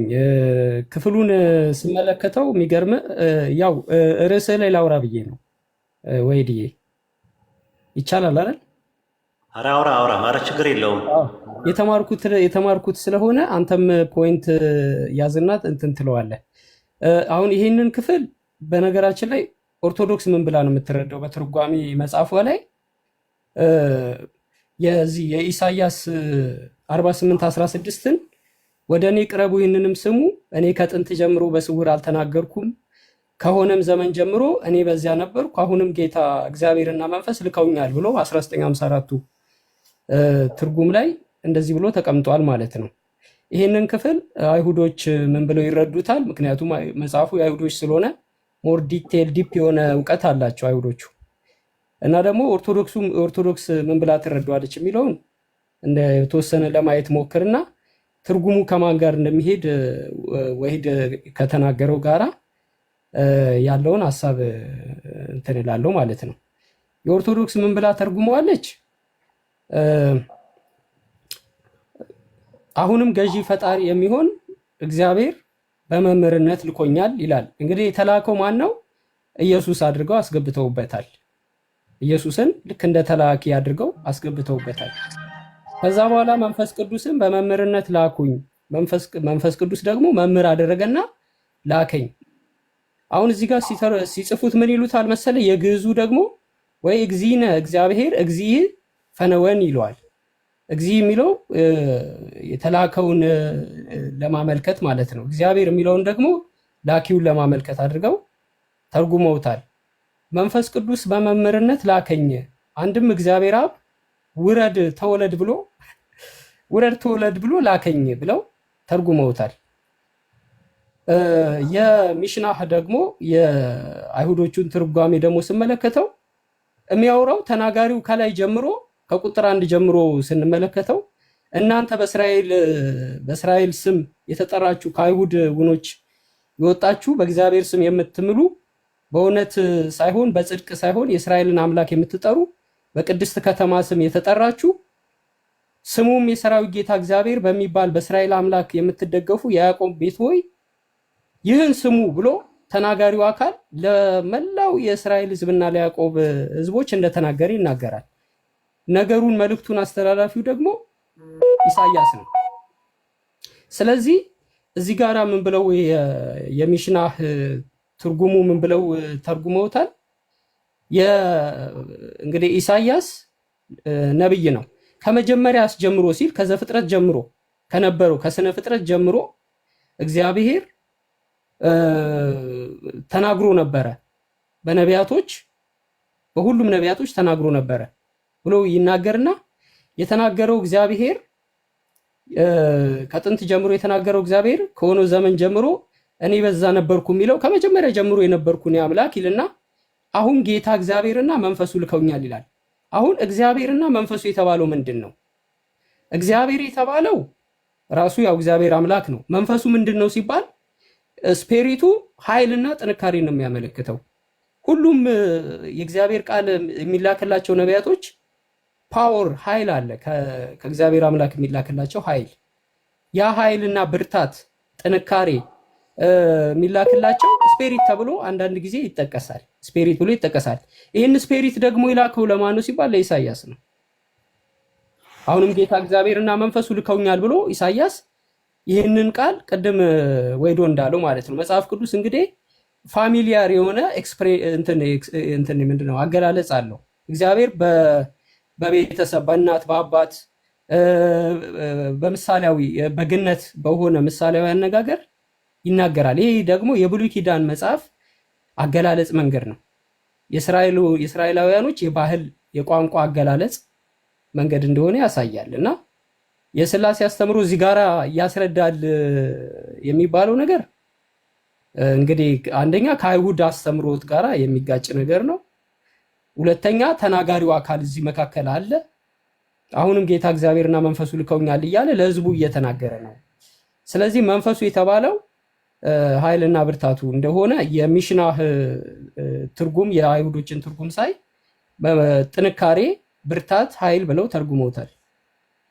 ሚሽና ስተዲ ባይብል ራባይኖች የሚተርጉምበት አለኝና እዛ ላይ አይቸው ነበረ እንትኑ ኮሜንተሪውን አይን ለማለት ነው። ወይዶ ማሻአላህ ላይ ጨምር። ምናልባት የተሳሳትኩት ካለ ማረም ትችላለህ።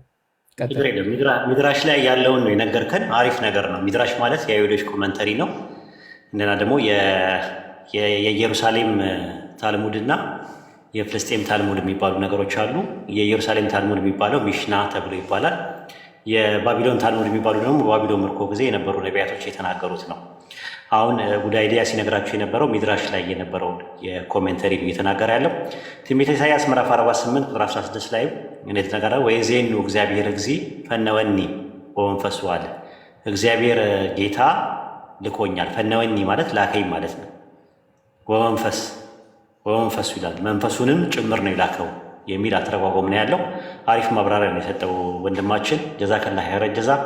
ከዚህ በኋላ ራሱ በደንብ ተጠናክረ ኮምፓራቲቭ ሪሊጂ ዳዋን ቁርአንን ቀርተ ትምህርትን ተምረ ዲኑል ኢስላም ላይ ያለውን ጥፍጥናና ጣዕም ቅርጽና ይዘት በደንብ ተረተ እና ተገንዝበ ጣዕሙን ለሌሎቹ ሰዎች ይህንን ያየኸውን ብርሃን ለሌሎች ሰዎች ሰበቡል የሂዳያ ሰበብ ወይም ደግሞ የምሪት ሰበብ አላህ ያድርግህ። አጀር የምታገኝበት ያደርግልህ። ወደፊት የምታስተምራቸውን ሰዎች አጀር አግኝተው እነሱ በመስለማቸው ከእነሱ ላይ ሳይቀነስና ሳይጨምር አንተንም አላህ የወፍቀ ማለት ነው። ጽናቱን የወፍቀ፣ ሐማስ የወፍቀ። ሐማስ ማለት ጉጉት ማለት ነው። ጀነትን ለማግኘት ያለህን ጉጉትን አላህ ይጨምርልህ። አላህን ለማግኘት የቂያማ ቀን አላህን አየዋለሁ አገኘዋለሁ የሚለውን ጉጉት አላህ ይጨምርልህ። እሱ ለጽናትህ በጣም እንትን ነው፣ ኢምፖርታንት ነገር ነው። ያው አርካኑል ኢባዳ የሚባሉት በኢስላም የኢባዳ ምሰሶች የሚባሉ 3 ናቸው። የመጀመሪያ ማሀባ ነው። አላህን አፍቅረኸው ነው የምታመልከው። መጉደል የለበትም። ካላፈቀርከው ትርጉምም የለውም። ተቀባይነትም አይደለውም ራሱ። ሁለተኛው ተስፋ ነው። አላህን ተስፋ አድርገው ነው በጀነት አገኘዋለሁ፣ ድምፁን እሰማለሁ፣ አየዋለሁ፣ እገናኘዋለሁ፣ ጀነት ውስጥ ያሉ መንፈሳዊ ጸጋዎችና አካላዊ ጸጋዎችን እጎናጸፋለሁ ብለህ ነው የምታመልከው። ሶስተኛውና የመጨረሻው ደግሞ አላህን ፈርተው ነው። የቂያማ ቀን የሂሳብ ቀን አለ። የውመል ሂሳብ የሚባል የሂሳቡ ቀን አለ። አላህን ተሳሰባለሁ። የምርመራው ቀን አለ። የሰዎችን ሀቅ ነክቼ ከሆነ የሰዎችን ሀቅ የቂያማ ቀን አላህ ይጠይቀኛል። ሲራጥ የሚባል ነገር አለ። ሲራጡ ላይ በጀሃነም ጀርባ ላይ ተዘርግቶ መጨረሻው ጀነት ነው። ሲራጥ ላይ ሙሚኖች ያልፉና መሀል ላይ ሲደርሱ ግን የተዞላለሙ ሰዎች፣ የተበዳደሉ ሰዎች እዛ ጋር የሚጠያየቁበት ነው። አላህ የሚጠይቃቸው ነው። አፉ ያልተባባሉ ሰዎች ማለት ነው። የዞለሙ ሰዎች ማለት ነው። የዞለሙ ሰዎች የሚጠየቁበት ቦታ ነው። እና ምንድነው ምን ለማለት ፈልጌ ነው? ቅጣት አለ። ቅጣት የሚባል ነገር አለ። አላህን ፈርተ ነው የምናመልከው ማለት ነው። እና ቆንጆ ቆንጆ ነገሮች እስልምና ላይ እንደምታገኝ ተስፋ አለኝ። ወደፊት የኢባዳ መሰረቶችን፣ የኢባዳ መስፈርቶችን እንደገና ደግሞ አላህ ዘንድ ኢባዳ ተቀባይነት የሚያገኙበትን ሸርጦችን ምናምን በደንብ ስትማራቸው ኢንሻላህ ትበረታለህ ከዚህ በላይ ማለት ነው። እና በጣም ኢገር ሆነ ነው የምታወራው። ኢገሩ እንዳለ በእውቀት ደግሞ ሲገነባ ደግሞ ኢንሻላህ በጣም የሚገርም ነገር ነው የሚሆነው። ከአንተ እኛም ቁጭ ብለን የምንማርበት ዘመን አላህ ያምጣልን ማለት ነው። ብዙ ነገር እንጠብቃለን። በርታ ሀቢቢ። አሚን ኡስታዝ። አሚን። ሰላም አለይኩም ወራህመቱላህ። እሺ አብዱልከሪም ኡስታዝ። እሺ ወይ ዱከም ምናልባት ወጣ ዱከም ማኪ። እሺ ጥያቄ ያላችሁ ጀነራል ጥያቄ ያላችሁ? ሰማላ አብዱልከሪም። ሰላም አለይኩም። ወአለይኩም ሰላም ወራህመቱላሂ ወበረካቱህ። ሰማል እንዴት ናችሁ? ሰላም ናችሁ? አልሐምዱሊላህ ረብል ዓለሚን። ከታች ዳዕወቱል አንቢያ የሚለውን አካውንት አስገባልኝ። እኔ ልውረድና ገስት እየተላከ ስለሆነ አስገባልኝ። አፍዋን። ኦኬ። ወአለይኩም ሰላም ወራህመቱላሂ ወበረካቱህ። ኡስታዝ አቡሩ ሜሳ በድምፁ ነው ያወቅኩት። እሺ እንትን በደለት አስገባለትና ኢንሻአላህ ዳዕወቱል አንቢያ የሚባለውንም እናስተዋውቃለን፣ ጥሪያችንን እናስተዋውቃለን፣ ሁለት ተቋሞችን እናስተዋውቃለን ማለት ነው። ኢንሻአላህ እንትን ማለት ነው። የተወሰነ ሰዎች ገብተው ጥያቄ እስከሚጠይቁ ድረስ ስለ ጥሪያችን የተወሰነ ልበልና ከዛ በቀጣይ ደግሞ ስለ ዳዕወቱል አንቢያ ስለሚባለው ተቋም እናገራለን። ጥሪያችን ማለት በነገራችን ላይ ወደ 6 ዓመት 7 ዓመት ይሆናቸዋል ከጀመሩ ማለት ነው፣ እንቅስቃሴ ከጀመሩ ማለት ነው። አላህ ይጨምርላቸው። አሜሪካን ሀገር መቀመጫውን አድርጎ የሚሰራ ተቋም ነው። ነን ፕሮፊታብል አትራፊ ያልሆነ ተቋም ነው፣ ኦርጋናይዜሽን ነው። ኢትዮጵያ ውስጥ ቢሮ ያለው ተቋም ነው። የሚሰሩት ምንድን ነው ሲባል ይሄ ስራ ነው። በአመት አንዴ ረመዳን አካባቢ ላይ ፈንድሬዚንግ ገንዘብ ያሰባሰቡና ኢትዮጵያ ውስጥ ያሉ መድረሳዎችን፣ መስጊዶችን፣ የተለያየ ነገሮችን ያግዛሉ ማለት ነው። ከዛም ባሻገር ደግሞ ምንድነው የሚያደርጉት ሰለምቴዎቹ ይሄ ተቋም አሁን ወይል ኢስላሚክ አፖሎጂክስ የሚባለው ተቋም እዚህ ያደረሱት እነሱ ናቸው። እንድታውቁት ረሱል ሰለላሁ ዐለይሂ ወሰለም ሰውን ያመሰገነ አላህን ያመሰግናል ብለዋል። ሪሊ ይሄ ተቋም ባይኖር ኖሮ ዛሬ ላይ እዚህ ቆሜ አታዩኝም ነበረ። የምር ለመናገር ማለት ነው። ክሬዲቱን መውሰድ አለባቸው ማለት ነው እነሱ። ሪሊ ነው የምላችሁ።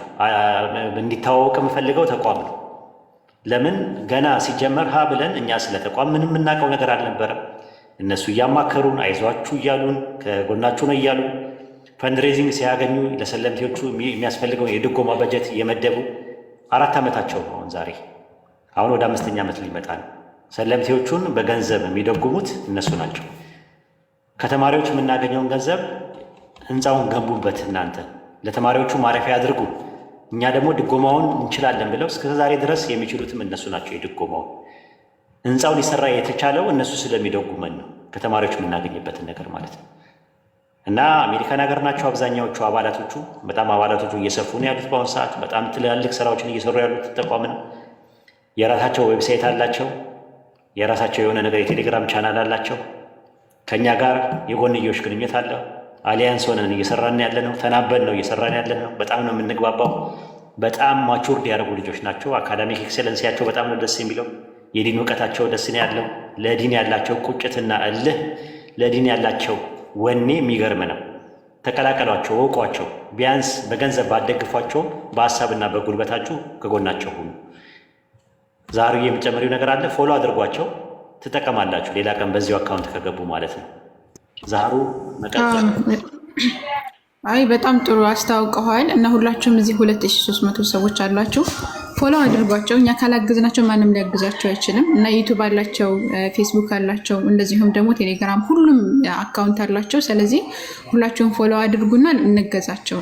ዞሮ ዞሮ የሰው ልጅ ሲሰራ እኛ ነን ከስር ሆነን የምንገፋው። እኛ ካላገዝነው ማንም ሊያግዘው አይችልም። እና በምንችለው አቅም ልናግዛቸው ይገባል። እና ሁላችሁም ፎሎ አድርጉ። ጥሪያችን በጣም ትልቅ ስራ እየሰሩ ያሉ ነው። በተለይ ደግሞ ምድር ላይ የሚሰሩት ስራ ቀላል አይደለም። ሁሉም ቦታ ላይ የሚሰሩት ስራ ቀላል አይደለም። እና ለመልካም ስራቸው እንዲቀበላቸው ዱዓ አድርጉላቸው። ሶሪ እሺ፣ ጫጫታ እና ሁላችሁም ፎሎ እንድታደርጓቸው ነው እንትን የምለው። አላህ ሱብሃነሁ ወተዓላ መልካም ስራችሁን ይቀበላችሁ። ፎሎ አድርጉ፣ ሁሉም እሺ፣ ሼር አድርጉ፣ ዲዩት አድርጉ የሚፖስቱት ቪዲዮዎች። እንደዚሁም ዌብሳይት አለ፣ ዌብሳይቱንም ገብታችሁ እዚሁ በዚሁ ስም ማለት ነው ጥሪያችን ብላችሁ ብትገቡ ዌብሳይታቸው በጣም የሚገርም ነው። ብዙ ጽሁፎች አሉ እዛ ላይ። ያንን ኮፒ እያደረጋችሁ ሸር ማድረግ ሊሆን ይችላል። የተለያዩ ስራዎችን እየሰሩ ያሉን ፌስቡክ ላይ ያለንን ኮፒ እያደረጋችሁ ሸር በማድረግ በተለያዩ ነገራቶች እገዟቸው። ቴሌግራም ላይም ባዮ ላይ ሰራለ ጆይን ማለት ትችላላችሁ በዛ ማለት ነው። እና ሁሉም ላይ ግቡ። ጀዛኩሙላሁ ኸይር።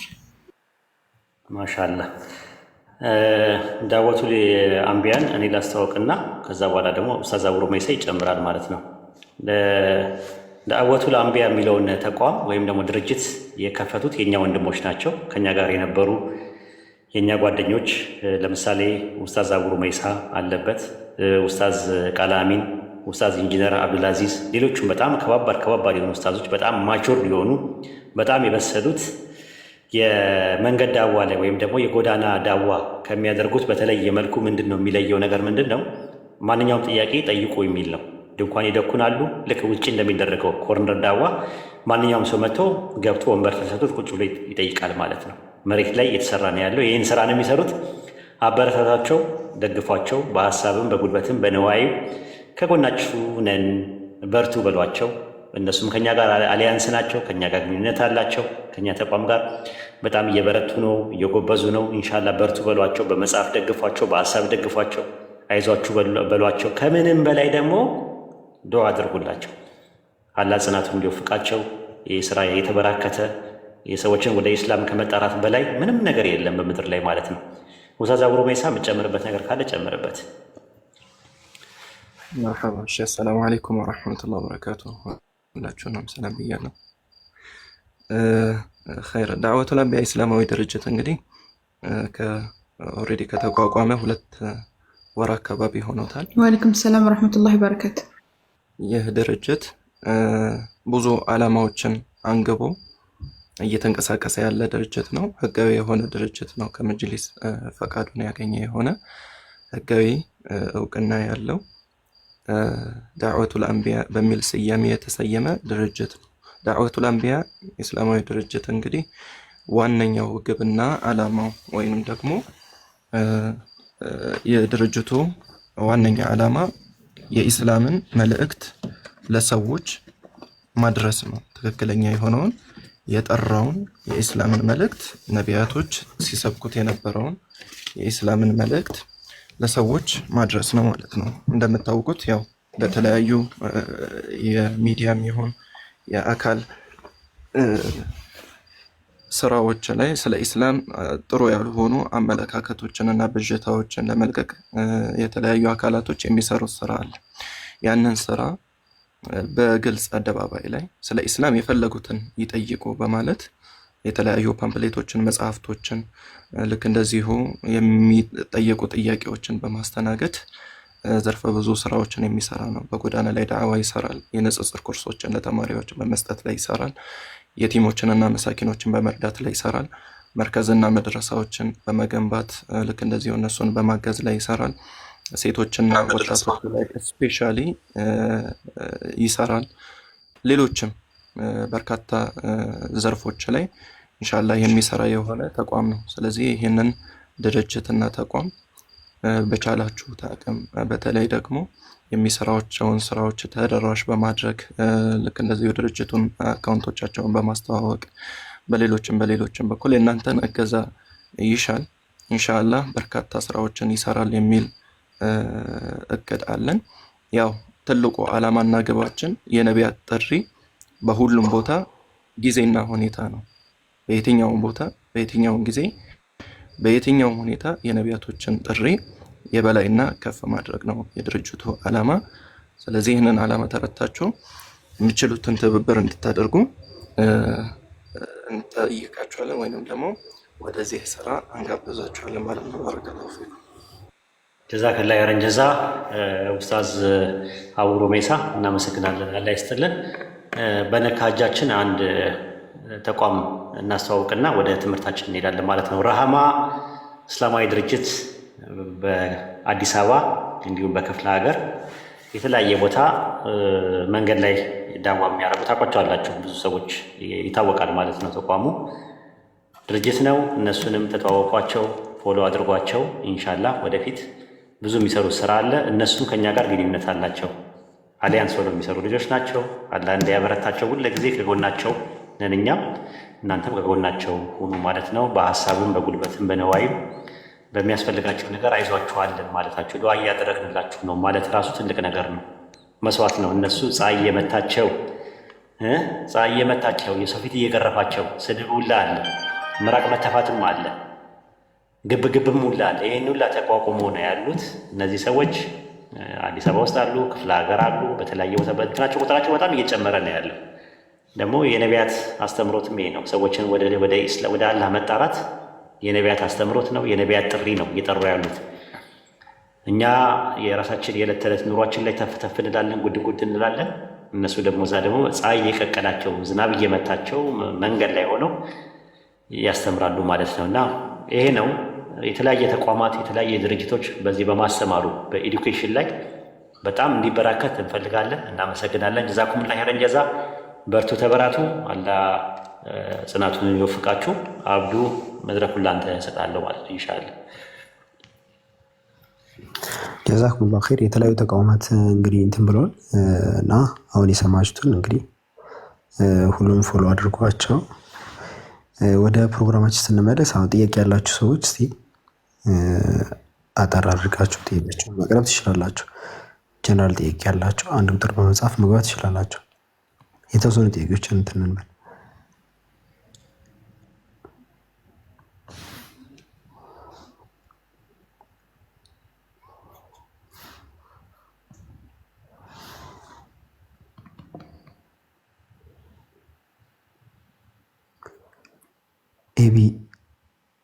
ኤቢ ፕላስ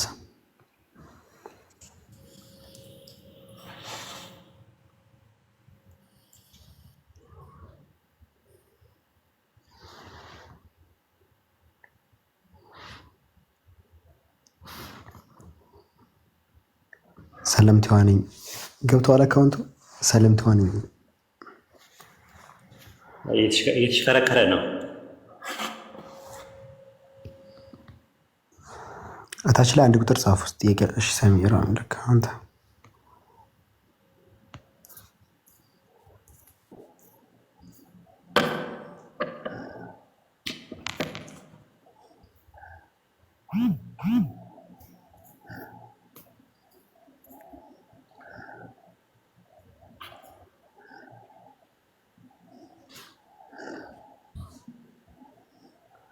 አድሚናት ከስር ያሉ ሰዎችን ተቆጣጠሩ።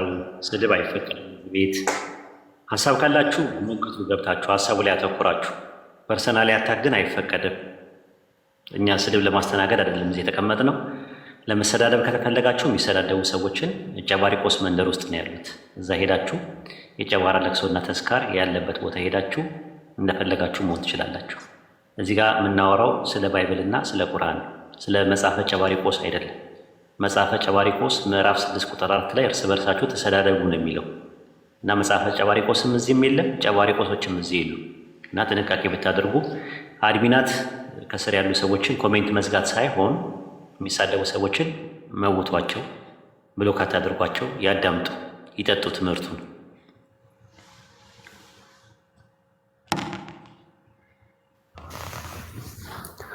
ያዚድ ሚል አካውንት ይሰማል ወጣ። ኦኬ ኩበራ ሄሎ እየተሽከረከረ ነው። ሳሚ ካለ መግባት ትችላለህ። ጥሩ አጋጣሚ ነው ይሄ። ሳሚ ካለ ቅድም ዱከም ካለ መግባት ትችላለህ።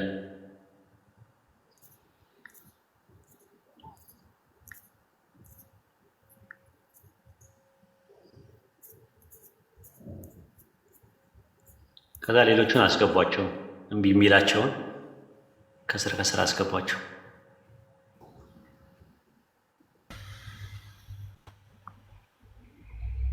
ኢትዮጵያ ሰላሙ አለይኩም ወረሕመቱላሂ ወበረካቱ።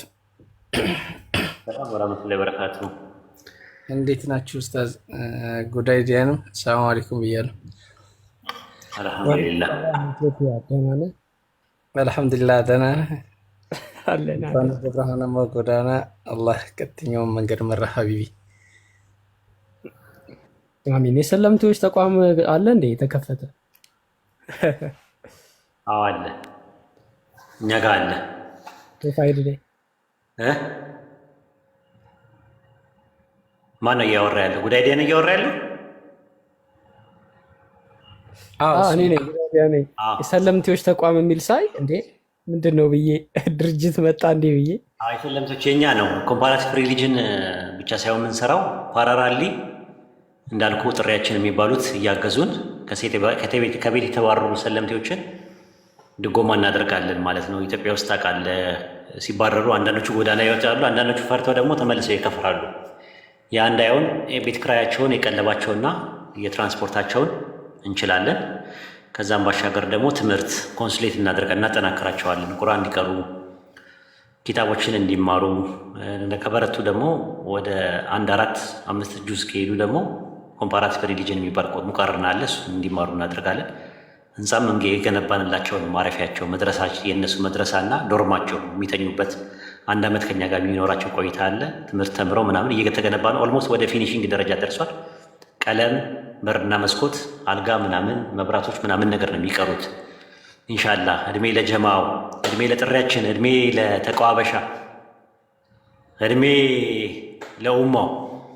ይኸው የራሳቸው ነው፣ የህዝቡ ነው። ህዝቡ ነው ይህን በርትቶ እንደዚህ ያደረገው ማለት ነው። ለዚህ ያበቃው ኢንሻላህ ተመርቆ ደግሞ ለህዝብ ይፋ የምናደርግበትን አላህ ያቅርብልን። ይህን ይመስላል ጉዳይ ዲያ። በጣም ደስ ይላል። እስቲ ስልኬ በእንትና ጋ አለ። እሺ ሰጥቼ አለ ጃጋ። እሺ ችግር የለውም። ግሩፕ ከሆነም ታስገባኛለህ። ምንም አንተ ብቻ ትንሽ እግር እንዳያም ሳይክል ይዘና። ቡፌው በጣም ብዙ ነው፣ ስዞረው ትንሽ ሰፊ ስለሆነ ማለት ምግቡ እኛ ጋር። አብሽር ኢንሻላህ። በርታ፣ አላህ ያበርታ። እሺ የሚገባ ሰው የለም። በቃ ኢትዮጵያ የምትለው ነገር አለ። ኡስታዝ እኔ ጥያቄ ያለኝ እኔ በዚህ በእንትን ጉዳይ ነው፣ በስቅለት ጉዳይ እና ኢየሱስ መጥቶ ሊሰቀልበት የቻለበት ምክንያቱ ማለት አንዳንድ ጊዜ ስጠይቃቸው የሚነግሩኝ በአባታችን አደም ኃጢአት ምክንያት ነው ይላሉ። በሱ እርግማን የተነሳ ነው እሱ ረግሞ እሱ ሊሰቀል መጣ የሚለውን ነገር እንዴት በምን ተረድተውት ነው ይህንን ሊቀበሉት የቻሉት? ኦኬ እንግዲህ አዲስ መጽሐፍ ይኖረኛል ወደፊት፣ ነገረ ድነት በኢስላም የሚል አዲስ መጽሐፍ ይኖረኛል ማለት ነው። እኛ የምንለው እሱን ነው። መጀመሪያ ስለ መድኃኒት ከማውራታችሁ በፊት በሽታውን እንትን ነው። አሁን አንድ ሰው መጥቶ ስኳር በሽተኛ ነህ፣ ደም ብዛት አለብህ፣ ደም ግፊት አለብህ ብሎ የደም ግፊት ወይም የስኳር ወይም ደግሞ የኩላሊት መድኃኒት ቢሰጥ ትቀበለዋለህ? መጀመሪያ ምንድን ነው የምትለው? መጀመሪያ መታመምህን ትጠይቀዋለህ። እኔ መቼ አሞኛል፣ መታመሜን ቼክ አድርግልኝ ነው የምትለው። ስለዚህ ኢየሱስ ያድናል ብለው መድኃኒት አለ ተሰቅሏል ምናምን የሚሉት ነገር ከምንድን ነው ፕሮብሌም ውስጥ ትላቸው? የአዳም ኃጢአት ይለዋል። ምን ማለት ነው የአዳም ኃጢአት ሲባል? የውርስ ኃጢአት አለ፣ ኦሪጂናል ሲን ወይም ደግሞ ጥንተ አብሶ የሚባል ነገር አለ። ስለዚህ ኃጢአትን ወርሰናል ወይስ አልወረስንም? ከአዳም የመጣ ኃጢአት አለ ወይ የወረስነው እኛ? ይሄ ነው ነጥባችን እኛ ያለው እዛ ጋር ካለ እዛ ላይ ነው መወያየት ያለብን። መጀመሪያ አዳም የሰራው ኃጢአት ምን አይነት ኃጢአት ነው? ዛፍ መብላት ነው። ስለዚህ ከወረስን ዛፍ መብላት ልክ ቅጠል የመብላት አባዜ ኖሮን እንደ ፍየል ቅጠል ለቅጠል ነበር የምንሄደው የነበረው።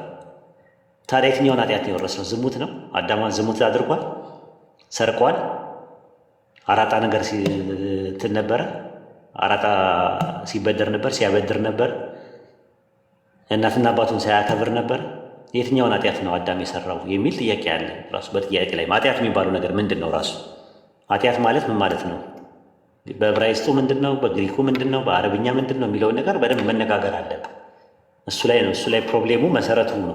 መሰረቱ የተበላሸ ከሆነ ሌላው ነገር ከዛ በኋላ የኢየሱስ መምጣት ምንድን ነው የሚጠቅመው? አዳም ለሰራው ኃጢአት ንስሐ አልገባም ወይ? እንደ ሶስተኛ መቃብያን እንደተናገሩት ንስሐ አልገባም ወይ?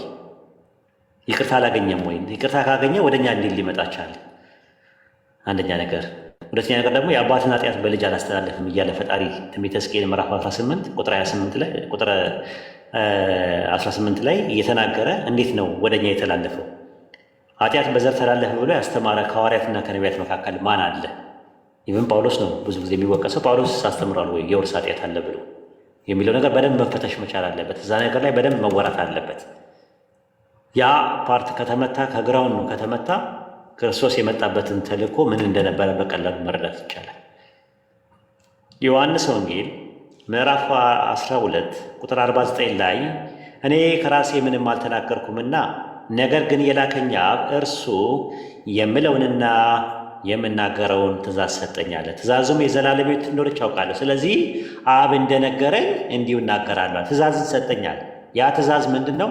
የማርቆስ ወንጌል ምዕራፍ 12 ቁጥር 29 ላይ እስራኤል ሆይ ስማ፣ ጌታ አምላካችን አንድ ጌታ ነው የሚለው ታላቅና ፊተኛ ትእዛዝ ነዋል። ቀጥሎ ያለው ባልንጀራህን እንደ ራስህ ውደድ የሚለው ነዋል።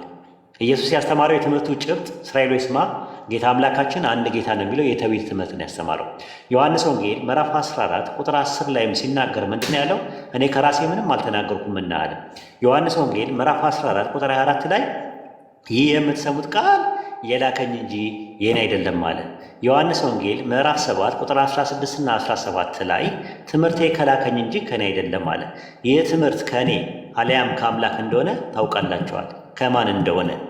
ከእኔ ወይም ከአምላክ እንደሆነ። ዮሐንስ ወንጌል ምዕራፍ 20 ምዕራፍ 8 ቁጥር 40 ላይ ከአምላክ ሰምቼ የነገርኳችሁ ሰው ነኝ አለ። ዮሐንስ ወንጌል ምዕራፍ 5 ቁጥር 30 ላይ እኔ ከራሴ አንዳች ላደርግ አይቻለኝም አለ። እንደ ሰማው ፈርዳለሁ አለ። ከማን ነው የሚሰማው ስንል ዮሐንስ ወንጌል ምዕራፍ 8 ቁጥር 26 ላይ የላከኝ እውነተኛ ነው፣ እኔም ከእርሱ የሰማሁትን እነዚህን ምን እላለሁ? እናገራለሁ አለ። ስለዚህ የትምህርቱ ጭብጥ ኢየሱስ ምንድን ነው? ስለ አንድ አምላክ አስተምሮት ነው።